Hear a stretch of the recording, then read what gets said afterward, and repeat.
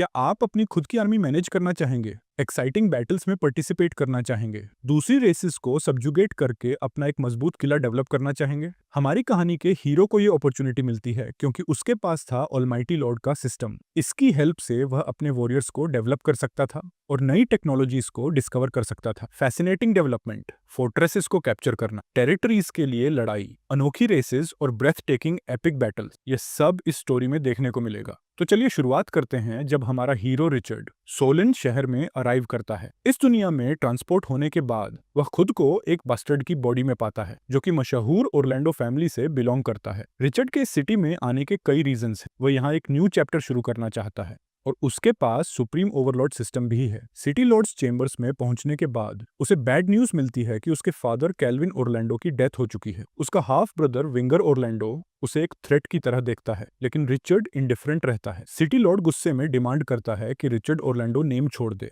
और विंगर की हेल्प करे जो भी ऑब्स्टिकल्स हैं उन्हें रिमूव करने में। अगर रिचर्ड अग्री कर लेता है तो विंगर उसे 500 सोने के सिक्के देगा ताकि वह अपनी न्यू टेरिटरी को सपोर्ट कर सके। जब एक बॉक्स लाया जाता है, रिचर्ड उसे ओपन करता है और देखता है कि उसमें गोल्ड कॉइन्स भरे हैं। एक सेटिस्फाइड स्माइल उसके फेस पर आ जाती है। यह उसके नए जीवन के लिए परफेक्ट स्टार्टिंग कैपिटल है। लॉर्ड को रिलीफ मिलता है कि डील हो गई, लेकिन रिचर्ड सिर्फ मनी से सेटिस्फाइड नहीं है। वह काल्मली कहता है, ओरलैंडो नाम सिर्फ एक पहचान नहीं, यह सम्मान और गौरव का प्रतीक है। मेरे पिता की सबसे अनमोल विरासत, इसे छोड़ने के लिए मुझे और ज्यादा मुआवजा चाहिए। लॉर्ड कुछ सेकंड्स के लिए शॉक्ड रह जाता है, फिर जल्दी से 1000 सोने के सिक्के ऑफर करता है, इस कंडीशन पर कि रिचर्ड सिटी से ही हर सामान खरीदेगा। रिचर्ड ये एक्सेप्ट कर लेता है और पूछता है कि क्या कोलिसियम में कुछ बारबेरियन हाईलैंडर स्लेव्स। लॉर्ड समझ जाता है कि रिचर्ड उन्हें अपनी आर्मी में शामिल करना चाहता है और वार्निंग देता है कि ये बारबेरियंस बहुत खतरनाक है और उन्हें काबू में लाना मुश्किल हो, लेकिन रिचर्ड पहले से तैयार था और अनडिटर्ड रहता है। लॉर्ड फिर अपने मैन को ऑर्डर्स देता है कि उसे अरीना तक एस्कॉर्ट किया जाए। जैसे ही वह चैरियट में सफर करता है, वह अपनी 10 साल की इस दुनिया में बिताई गई जिंदगी को याद करता है और कभी कभी अपनी पहली जिंदगी की खुशियों को मिस करता है। जब एक सर्वेंट पूछता है कि वह कौन सा ट्यून गुनगुना रहा है, तो वह बस हल्के से कहता है, बस मेरे होम टाउन का एक पुराना गाना। अब कहानी हमें रिचर्ड के पास्ट में ले जाती। कभी वह होमलेस था,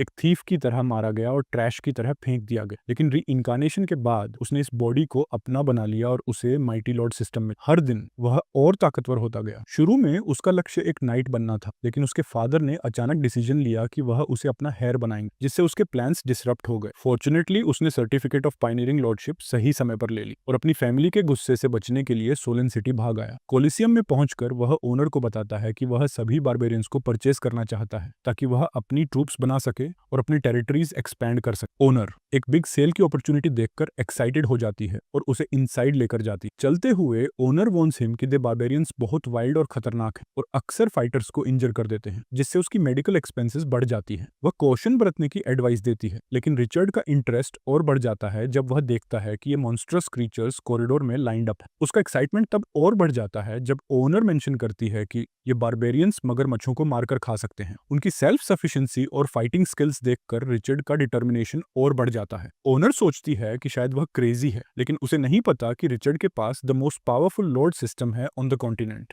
बीस्ट अरीना के हाई प्लेटफॉर्म पर पहुंचकर वह जोर से अनाउंस करता है कि उसने सभी बारबेरियंस को खरीदा है। वह जानता है कि वे इतनी इजीली सबमिट नहीं करेंगे, इसलिए वह एक रेसलिंग मैच प्रपोजल देता है। जो जीतेगा उसे आजादी मिलेगी और जो हारेगा वह मेरा सबॉर्डिनेट बनेगा। एक विशाल बारबेरियन जिसका नाम रसेल है चैलेंज के लिए सामने आता है, his muscles bulging with power, ready for the match. Meanwhile platform owner डर से पसीने में भीग चुकी, क्योंकि उसे डर है कि अगर रिचर्ड को कुछ हो गया तो उसका कॉलिसियम हमेशा के लिए बंद हो सकता है। फाइट शुरू होती है। रसल पूरे जोश से रिचर्ड पर चार्ज करता है और उसे पूरी ताकत से जमीन पर पटक देता है। भीड़ जोर जोर से चीयर करती है, जबकि प्लेटफॉर्म ओनर निराश होती है कि शायद रिचर्ड अब हार चुका है। लेकिन तभी रिचर्ड रसल के पैर को पकड़ता है और धीरे धीरे खड़ा होता है, चेहरे पर एक स्मग ग्रिन। उसने जानबूझकर रसल को पहला मूव करने दिया था ताकि कोई उसे बुलिंग का आरोप न लगा सके, लेकिन अब रिचर्ड काउंटर अटैक करता है, एक तगड़ा पंच रसल के पेट पर, जिससे वह पूरी ताकत से ग्राउंड पर गिर जाता है। रसल स्टन्ड है, वह समझ ही नहीं पा रहा कि एक एरिस्टोक्रेट उसके अटैक्स झेल कैसे सकता है। मीनवाइल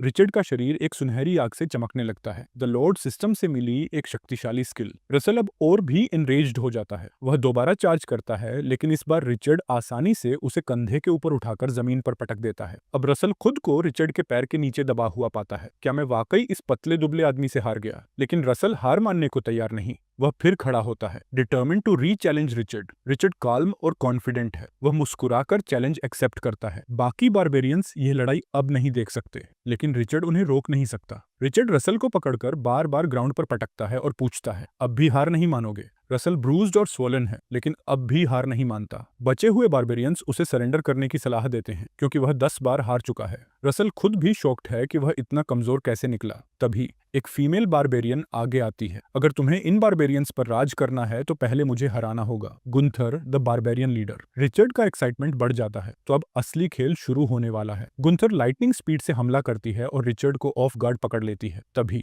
लॉर्ड सिस्टम की एक चेतावनी आती है, हीरो डिटेक्टेड। रिचर्ड डिस्ट्रैक्टेड हो जाता है और गंथर का स्टील पंच सीधा उसकी चेस्ट पर लगता है। वह पीछे लड़खड़ा जाता है, लेकिन ग्राउंड पकड़कर खुद को स्थिर रखता है। रिचर्ड ने इससे पहले कभी इतने ताकतवर वॉरियर से मुकाबला नहीं किया था, लेकिन गंथर उसे रिकवरी टाइम नहीं देती। वह लगातार हमले करती जाती है और भीड़ जोर जोर से चीर करने लगती है। अब गुंथर एक भारी भरकम चट्टान उठाकर रिचर्ड पर फेंक देती है। क्रैश! रिचर्ड उस चट्टान के नीचे दब जाता है। कोलिसियम की मालकिन सोचती है, क्या एक लॉर्ड मेरे एरिना में मर गया? गुंथर विक्टोरियस महसूस करती है, लेकिन तभी चट्टान के नीचे से एक आवाज आती है, तुमने सच में सोचा कि इतना काफी होगा? रिचर्ड चट्टान को धक्का देकर अलग कर देता है। गुंथर गुस्से में एक लोहे की जंजीर उठाती है और रिचर्ड के गले में लपेटकर उसे जमीन पर पटक देती, लेकिन रिचर्ड स्ट्रगल नहीं करता। वह सिर्फ मुस्कुराता है। एक हल्के झटके से वह जंजीर तोड़ देता है। पूरे बारबेरियन स्टन्ड हैं। गुंथर की आंखें फटी रह जाती हैं। यह जंजीर टॉप क्राफ्ट्समैन ने बनाई थी, जो दैत्य जैसे जानवरों को पकड़ने के लिए थी। मैं खुद इससे कभी आजाद नहीं हो सकी, लेकिन यह आदमी इसे इतनी आसानी से तोड़ रहा है। रिचर्ड मुस्कुराता है, तुमने अपनी ताकत दिखाई, अब मेरी बारी है। वह अपनी राइट फिस्ट उठाता है और हवा में जोर से घूंसा मारता है। गुंथर ब्लॉक करने की कोशिश करती है, लेकिन रिचर्ड का अगला हमला इतना ताकतवर होता है कि जमीन टूटने लगती है। बारबेरियंस यह देखकर आश्चर्य में पड़ जाते हैं। फिर रिचर्ड अचानक गुंथर का गला पकड़ लेता है। गुंथर स्ट्रगल करती है, लेकिन वह खुद को छुड़ा नहीं पाती। वह अपनी आंखें बंद कर लेती है, मानो अंत स्वीकार कर रही हो, लेकिन रिचर्ड उसे मारने के बजाय उसकी जंजीरें तोड़ देता है। गुंथर हैरान रह जाती है, क्यों?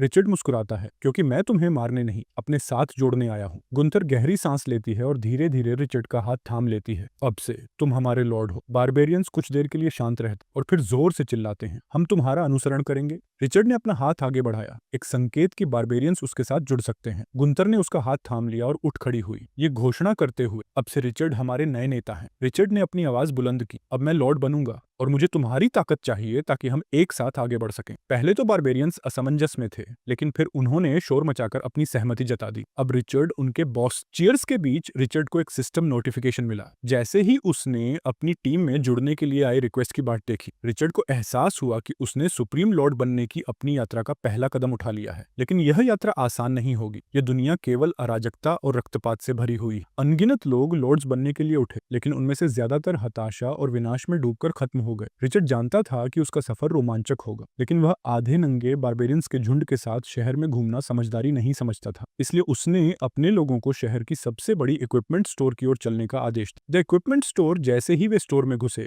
बारबेरियंस बच्चों की तरह उत्साहित हो गए। वाह, ये सब हमारा होगा, एक ने कहा। रिचर्ड ने एक नजर भी डिस्प्ले पर नहीं डाली। वह सीधे दुकान के मालिक, एक बौने ड्वार्फ नेगन के पास गया। मैं अपने भाइयों के लिए इक्विपमेंट खरीदने आया हूँ। सुना है तुम्हारी दुकान में सबसे बेहतरीन हथियार मिलते हैं। नेगन ने रिचर्ड की तरफ देखा और दीवार पर लगा एक बटन दबाया। क्लिक! अचानक पूरी दीवार घूमने लगी और एक विशाल आर्सनल सामने आ गया। लांस, तलवारें और भाले। रिचर्ड ने लांस और 3 थ्रोइंग स्पीयर्स की डिमांड की। नेगन ने झट से हिसाब लगाया, 750 गोल्ड कॉइन। रिचर्ड ने सिर्फ कुछ सोने के कॉइन्स निकाले। तुम मजाक कर रहे हो? नेगन ने हंसते हुए कहा और बटन दबाने को हुआ ताकि दरवाजे बंद हो जाए। गुंथर गुस्से में आगे बढ़ी, तुम हमारे नेता का अपमान कर रहे हो। लेकिन रिचर्ड ने उसे रोक दिया। रुको। रिचर्ड ने अपनी जेब से एक लेजेंडरी वेपन निकाला, द ड्रैगन स्लेयर सोर्ड। नेगन की आंखें चौड़ी हो गईं। ये इतनी दुर्लभ तलवार तुम्हारे पास कहां से आई? वह कांपने लगा। उसे एहसास हुआ कि रिचर्ड कोई आम आदमी नहीं है। तो तुम जो चाहो उधार ले सकते हो। रिचर्ड ने तलवार वापस ली और बारबेरियंस को आदेश दिया, हर कोई एक लान, 3 थ्रोइंग स्पीयर्स और लेदर आर्मर ले लो। नेगन इनकार नहीं कर सका और उसके कर्मचारियों ने जल्दी से सभी बारबेरियंस को हथियारों से लैस कर दिया। अब बारबेरियंस पूरी तरह सशस्त्र और उत्साहित। गुंथर ने आगे बढ़कर पूछा, अब क्या करेंगे? रिचर्ड ने हल्की मुस्कान के साथ जवाब दिया, अब हम वो जमीन लेने जा रहे हैं जो हमारे हक की है। Danger lurks in the shadows. जैसे ही रिचर्ड की सेना आगे बढ़ी, एक अजनबी दूर से उन्हें दूरबीन से देख रहा था। गोब्लिन चीफ हैरिसन, उसके बगल में ग्नोल चीफ खड़ा था, जिसकी जैकल आर्मी पास की पहाड़ियों में छिपी हुई थी। वे रिचर्ड की सेना को लूटने की योजना बना रहे थे। ग्नोल चीफ बेसब्र था, हम उन पर हमला क्यों नहीं कर रहे? लेकिन हैरिसन ने उसे रोका, अभी नहीं, इंतजार करो, जब वे और गहराई में जाएंगे तभी हमला करेंगे। रिचर्ड की रणनीति गुंथर को अचानक कुछ अजीब महसूस हुआ। मुझे लगता है कोई हम पर नजर रख रहा है। रिचर्ड को भी संभावित हमले का अंदाजा था। उसने अपनी सेना को रुकने का आदेश दिया। रुको, सभी लोग अपने वाहनों और सामान को घेरे में रखो। रिचर्ड ने एक छोटी सी थैली निकाली और सबको एक एक गोली पिल्स दी। ये ओरिएंटल एलिक्सिर है, इसे खाने से तुम्हारी ताकत बढ़ जाएगी। बारबेरियंस ने तुरंत गोली खा ली, लेकिन कुछ को शक हुआ। रिचर्ड मुस्कुराया, रिलैक्स, क्या तुम्हारा बॉस तुमसे कभी झूठ बोलेगा? असल में वे पिल्स सिर्फ फूलों की गोलियां थी। रिचर्ड ने एक चाल चली थी ताकि बारबेरियंस को लगे कि उनकी शक्ति बढ़ गई है, लेकिन असली शक्ति तो लॉर्ड सिस्टम की थी, जो लड़ाई में उनकी लेवल बढ़ा सकता था। गुंथर सिस्टम में इंडिपेंडेंट हीरो यूनिट के रूप में दर्ज, बाकी सब लेवल 3 स्पीयरमैन थे।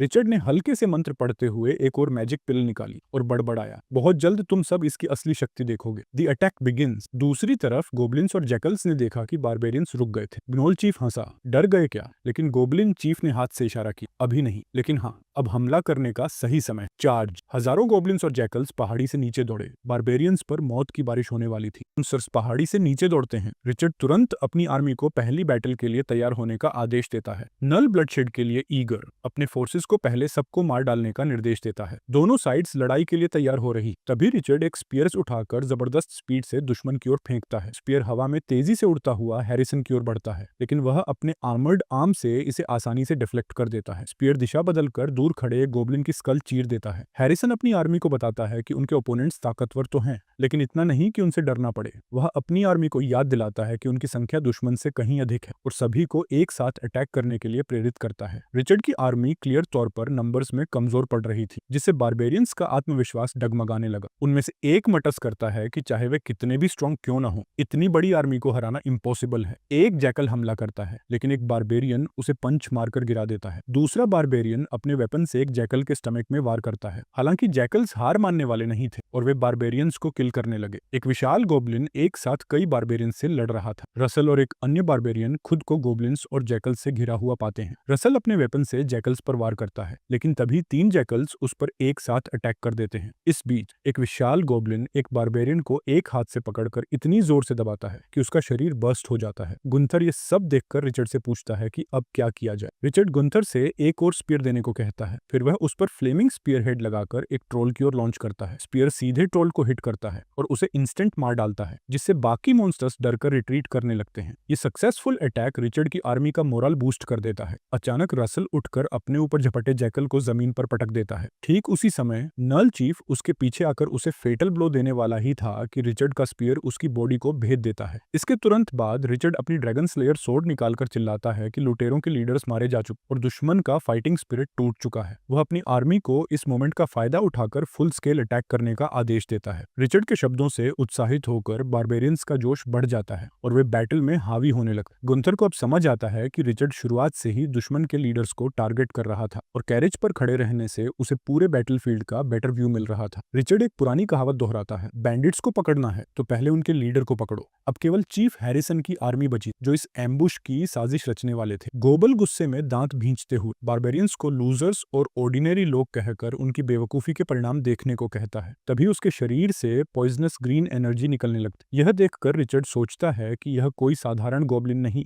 बल्कि कोई चीफ लगता है। वह अनुमान लगाता है कि क्या यह एम्बुश पहले से प्लान किया गया था और गोब्लिन को इस बात का डर नहीं कि कोई और पावरफुल जाति उसे मार सकती है। गोब्लिन लीडर ठहाका लगाकर बताता है कि सबसे बड़ा खतरा तो हाई माउंटेन फोर्ट्रेस से है, जो मीलों दूर पूर्व दिशा में स्थित है। यह एक इजीली डिफेंडेबल और हार्ड टू अटैक प्लेस था। इसके अलावा उसे विश्वास था कि वहां के कोबल्ट्स में इतनी हिम्मत नहीं कि वे बाहर निकलकर उसका लूट छीन सकें। रिचर्ड इस अप्रत्याशित अपॉर्चुनिटी से हैरान था। वह एक उपयुक्त टेरिटरी खोजने को लेकर चिंतित था, लेकिन अब एक स्लाई ग्रीन के साथ वह कहता है कि उसे गोब्लिन लीडर के लिए बुरा लग रहा है कि वह अपना स्पॉइल्स नहीं ले ले पाएगा, इसलिए वह उसे ड्रैगन स्लेयर सोर्ड तोहफे में देगा। हैरिसन तुरंत अलर्ट हो जाता है और खुद को बचाने के लिए तैयार करता है, लेकिन एक ब्लिंक ऑफ एन आई में रिचर्ड अपनी सोर्ड चलाकर उसका सिर काट देता है। बाकी गॉब्लिन्स स्टंड होकर भागने लगते हैं। इस स्थिति का फायदा उठाते हुए गंथर बाकी बैंडिट्स को पकड़ने का आदेश देता है। रिचर्ड सिस्टम नोटिफिकेशंस चेक करता है और देखता है कि ज्यादातर बारबेरियंस का लेवल 3 से बढ़कर लेवल 4 हो चुका है। पास खड़े बारबेरियंस अपने न्यूफाउंड स्किल्स को महसूस करते हैं और युद्ध के लिए और भी अधिक कॉन्फिडेंस से भर जाते हैं। तभी उनके लोग 2 पकड़े गए ट्रोल्स लेकर आए। घोड़े मर चुके थे तो रिचर्ड ने निर्णय लिया कि अब ये ट्रोल सप्लाईज खींचेंगे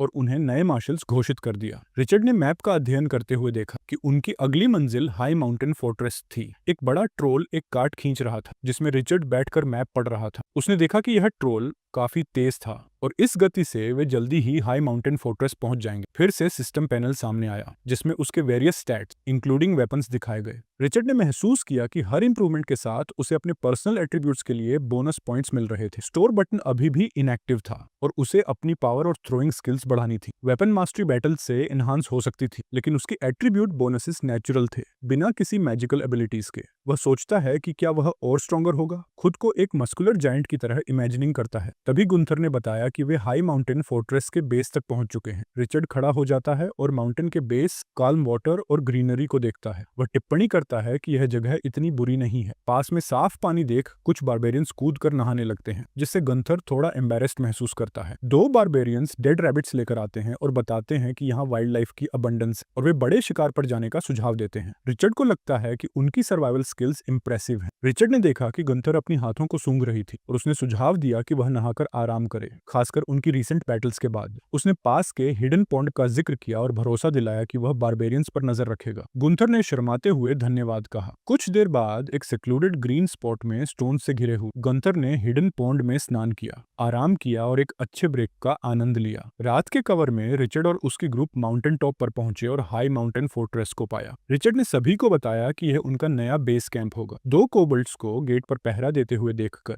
रिचर्ड और रसल ने एक डिसडेन भरी नजर एक दूसरे पर डाली और बिना किसी हेजिटेशन के रिचर्ड ने हमला करने का आदेश दे दी। फोर्ट्रेस के अंदर कोबल्ट लीडर अपनी कैटफोल्क साथी के साथ आराम कर रहा था। उस क्रूशल पल में रिचर्ड ने दरवाजा खोला और कोबल्ट्स इतने चौंक गए कि उन्होंने अपनी जीप बाहर निकाल दी और गार्ड्स को बुलाने की चिल्लाने लगे। उसी समय रिचर्ड के एक आदमी ने रिपोर्ट किया कि बाहर के सभी कोबल्ट्स को संभाल लिया गया था। गुस्से में कोबल्ट लीडर ने रिचर्ड को घूरते हुए कहा कि उसकी फोर्सेस पर हमला करना बड़ी गलती थी। उसने चेतावनी दी कि उसके पास नियर बाय 2.1 से अधिक गठबंधन जनजातियां में है जो इस हमले को बिना सजा दिए नहीं जाने देंगे, लेकिन रिचर्ड को सुनने का मन नहीं था। उसने तुरंत कोबल्ट लीडर को बांधकर हवा में लटका दी। डर के मारे कोबल्ट ने जल्दी से माफी मांगी और रिचर्ड ने उसे खोलकर छोड़ दिया। कोबल्ट ने जैसे ही भागने की कोशिश की, वह रिचर्ड को घृणा की नजरों से घूरते हुए बदला लेने की कसम खाता है। एक बारबेरियन ने टिप्पणी की कि उन्हें हाई माउंटेन फोर्ट्रेस इतनी आसानी से कैप्चर हो जाएगा, यह उम्मीद नहीं थी, लेकिन गंथर ने जवाब दिया कि कोबल्ट्स बेकार थे। रिचर्ड ने सभी को बताया कि फोर्ट्रेस स्पेशियस है, वहां व्यापक व्यू है और पानी की कोई कमी नहीं। खुला व्यू उन्हें कई मील तक देखने की सुविधा देता है। कुछ देर बाद रिचर्ड ने मैप निकाली और सभी को पहले कॉम्बैट मीटिंग के लिए बुलाया। एक पास खड़ा बारबेरियन ने पूछा कि क्या उन्हें फिर से लड़ाई की जरूरत है। रिचर्ड ने समझाया कि इतना अच्छा लोकेशन कोबल्ट्स जैसे वीक ग्रुप के कब्जे में क्यों था, इसका कोई कारण होगा, शायद आसपास और कोबल्ट ट्रूप्स मौजूद हों। रसल ने चेतावनी दी कि चूंकि उन्होंने कोबल्ट लीडर को पहले छोड़ दिया था, वह वापस री-इन्फोर्समेंट लेकर आ सकता है। रिचर्ड ने जवाब दिया कि उसने सभी को हथियार और गियर से लैस करने में बहुत खर्च और इस बार वे दुश्मनों को एक एक करके नहीं ढूंढेंगे, बल्कि उन्हें खुद आने देंगे। वे दुश्मनों का इंतजार करेंगे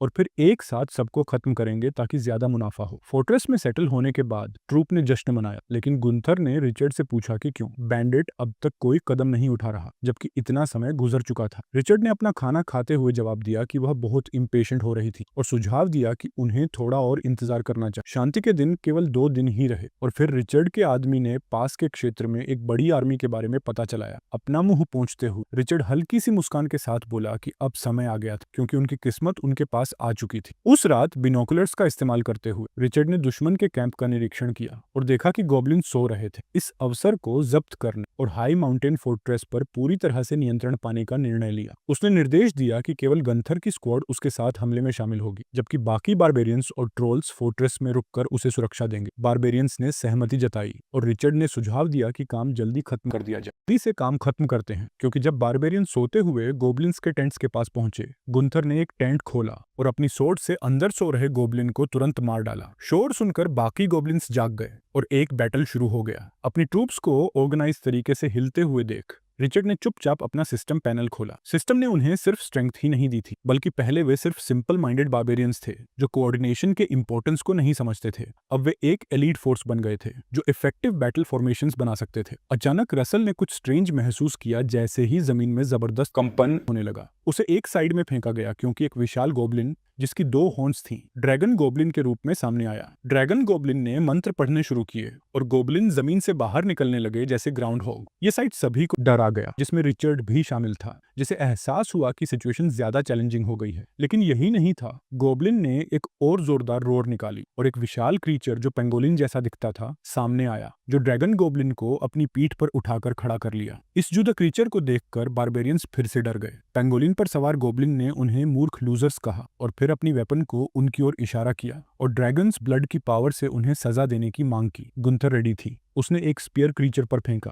लेकिन जैसे ही स्पीयर क्रीचर से टकराया वह यूजलेस हो गया। गोब्लिन ने बुरी तरह हंसते हुए उसे टोंट किया कि उसकी वीक स्पीयर उसके बीस्ट के आर्मर से मैच नहीं कर सकती। उसने उसे लूजर कहा और यह डिक्लेयर किया कि उसे जल्द ही ड्रैगन ब्लड की पावर समझ में आ जाएगी। फिर अटैक शुरू किया। जैसे ही गुंथर ने देखा कि क्रीचर उसके सामने असाधारण स्पीड से आ रहा है, संकट के बीच में रिचर्ड गुंथर के सामने दौड़ा और क्रीचर की टांग को दोनों हाथों से पकड़ लिया। क्रीचर ने रिचर्ड को डिसडेन से देखा, intending to throw him off, लेकिन रिचर्ड ने चिल्लाकर गोब्लिन को बीस्ट से गिरा दिया, जिससे वह भारी गिर पड़ा। आसपास के गोब्लिन स्टन्ड हो गए और डर के मारे चिल्लाने लगे। रसल ने रिचर्ड की स्ट्रेंथ देखकर हैरान होकर सोचा। ड्रैगन गोब्लिन जो अभी भी उठने की कोशिश कर रहा था मटर्ड कि ऐसा नहीं हो सकता। रिचर्ड ने ड्रैगन ब्लड के नोबल ब्लड का जिक्र करते हुए मुस्कुराया और सार्कास्टिकली सजेस्टेड किया कि गोब्लिन की नोबिलिटी शायद सरेंडर कर दे। गुस्से में गोब्लिन ने टीथ भींचते हुए अपनी वेपन उठाई और रिचर्ड पर अटैक किया, ये शपथ लेते हुए कि वह कभी हार नहीं मानेगा। रिचर्ड ने झपाक से उस अटैक को डॉज किया और गोब्लिन के फेस पर एक पावरफुल पंच मारा।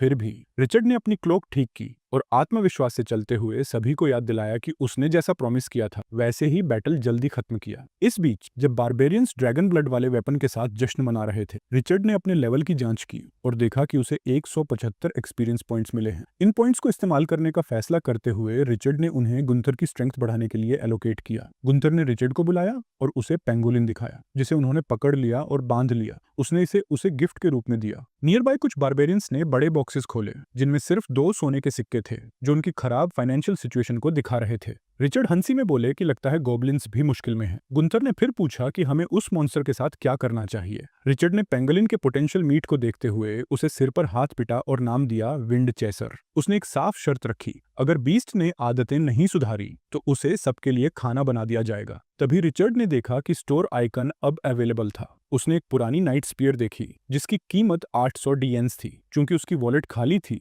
वह सिर्फ डिस्काउंट वाले वेपन्स ही खरीद सकता था। खरीदने के बाद एक रोशनी चमकी और नाइट स्पीयर सामने आ गई। उसे पकड़ते हुए उसने महसूस किया कि अब उसे सिस्टम के काम करने का तरीका समझ में आ रहा था। गुंथर ने पूछा कि क्या बॉस स्पेशल मैजिक भी यूज कर सकते हैं। उसी समय रिचर्ड ने पास ही कुछ मूवमेंट महसूस किया। एक बार्बेरियन ने उसे बताया कि लग रहा है कि जैकल्स का एक ग्रुप रोबेरी में शामिल है। रिचर्ड ने बिनोक्यूलर से एरिया स्कैन किया और एक वेल्थी कारवान को देखा, रिमार्क करते हुए कि यह कोई हैरानी की बात नहीं है कि जैकल्स इसे टारगेट कर रहे हैं। कारवान जिसमें कार्ट्स और हॉर्सेस भरे थे चारों ओर से घिरा हुआ था और उसके डिफेंडर्स एक फियरस अटैक के लिए तैयार हो रहे थे। गुंथर ने पूछा कि क्या हमें इंटरवीन करना चाहिए। रिचर्ड ने बताया कि यह कोई ऑर्डिनरी कैरावान नहीं है और उनकी मदद करना उनके बिजनेस के लिए फायदेमंद हो सकता है, साथ ही उनके टेरिटरी को भी एक्सपेंड कर सकता है। जैकल्स के लीडर ने डिमांड की कि सब अपनी सारी पैसे दे दें, कहते हुए कि अब वे जैकल टेरिटरी में हैं। कारवन के एक पुराने आदमी ने जवाब दिया कि वे वोया ट्रेडिंग कंपनी से हैं और चेतावनी दी कि अगर उन्हें नुकसान पहुंचा तो इंपीरियल आर्मी उनका पीछा करेगी। जैकल्स सिर्फ इस पर हंसी उड़ाते हैं और उनका लीडर स्मर्किंग कहता है कि वे बैंडिट्स हैं। क्या उन्हें लगता है कि पोम्पेल एम्पायर का नाम सुनकर वे डर जाएंगे। इसके बाद उसने अपने आदमियों को अटैक करने का आदेश दिया। कैरावन का एक डिफेंडर जैकल्स को रोकने की कोशिश करता है और पुराने आदमी से भागने का कहता है, लेकिन वह बच नहीं पाता।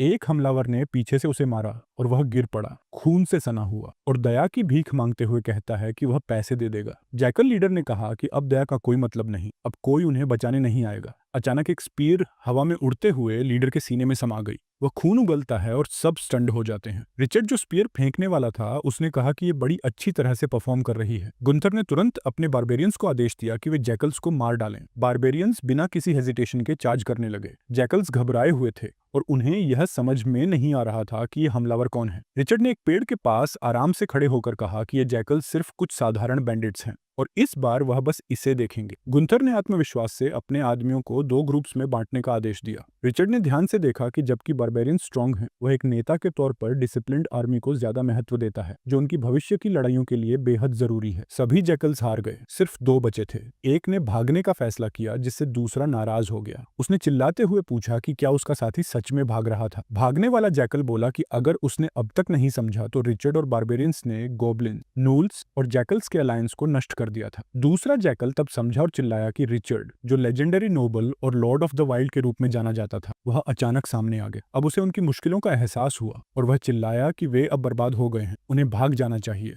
दोनों जैकल्स दौड़ पड़े, लेकिन अचानक जमीन से एक विंडमिल निकला और उन्हें उड़ा दिया। फिर एक मॉन्स्टर ने दोनों जैकल्स को पकड़ लिया। रिचर्ड को पूरा यकीन था कि उसकी आर्मी बाकी जैकल्स को बिना उसकी मदद के संभाल लेगी। वे अब पहले की तरह डिसऑर्गेनाइज नहीं थे। एक बारबेरियन ने आखिरी जैकल को मारा और रिचर्ड को रिपोर्ट किया। एक मर्चेंट रिचर्ड के पास आया, धन्यवाद देता हुआ, और उसे वॉरियर कहकर उसकी बहादुरी की सराहना की। साथ ही यह वादा किया कि वह उसकी वीरता की कहानी फैलाएगा। रिचर्ड ने बिनझिझक जवाब दिया कि अगर वे उसका धन्यवाद करना चाहते हैं तो इसे पैसों के रूप में करें। मर्चेंट थोड़ा चौंका। फिर एक लड़की जो लंबे सुनहरे बालों वाली थी, एक कार्ट से बाहर आई और मुस्कुराते हुए बोली कि जैसा कि उम्मीद थी, एक लालची एरिस्टोक्रेट से यही उम्मीद थी। रिचर्ड सच में दिलचस्प था। मर्चेंट गर्ल वोया ट्रेडिंग कंपनी से बाहर आई। कार्ट से एक लड़की बाहर आती है जो अपनी पहचान एनी के रूप में पेश करती है। वह रुदो से मुड़ती है और पूछती है कि वह ठीक है या नहीं। रुदो सिर हिलाते हुए कहता है कि वह ठीक है। एनी रिचर्ड और बारबेरियंस का धन्यवाद करती है और उन्हें बचाने के लिए उनका आभार जताती है। रिचर्ड हंसते हुए यह बताते हैं कि उनके सैनिक बहादुर हैं और जैकल्स उनके लिए कोई चुनौती नहीं थी।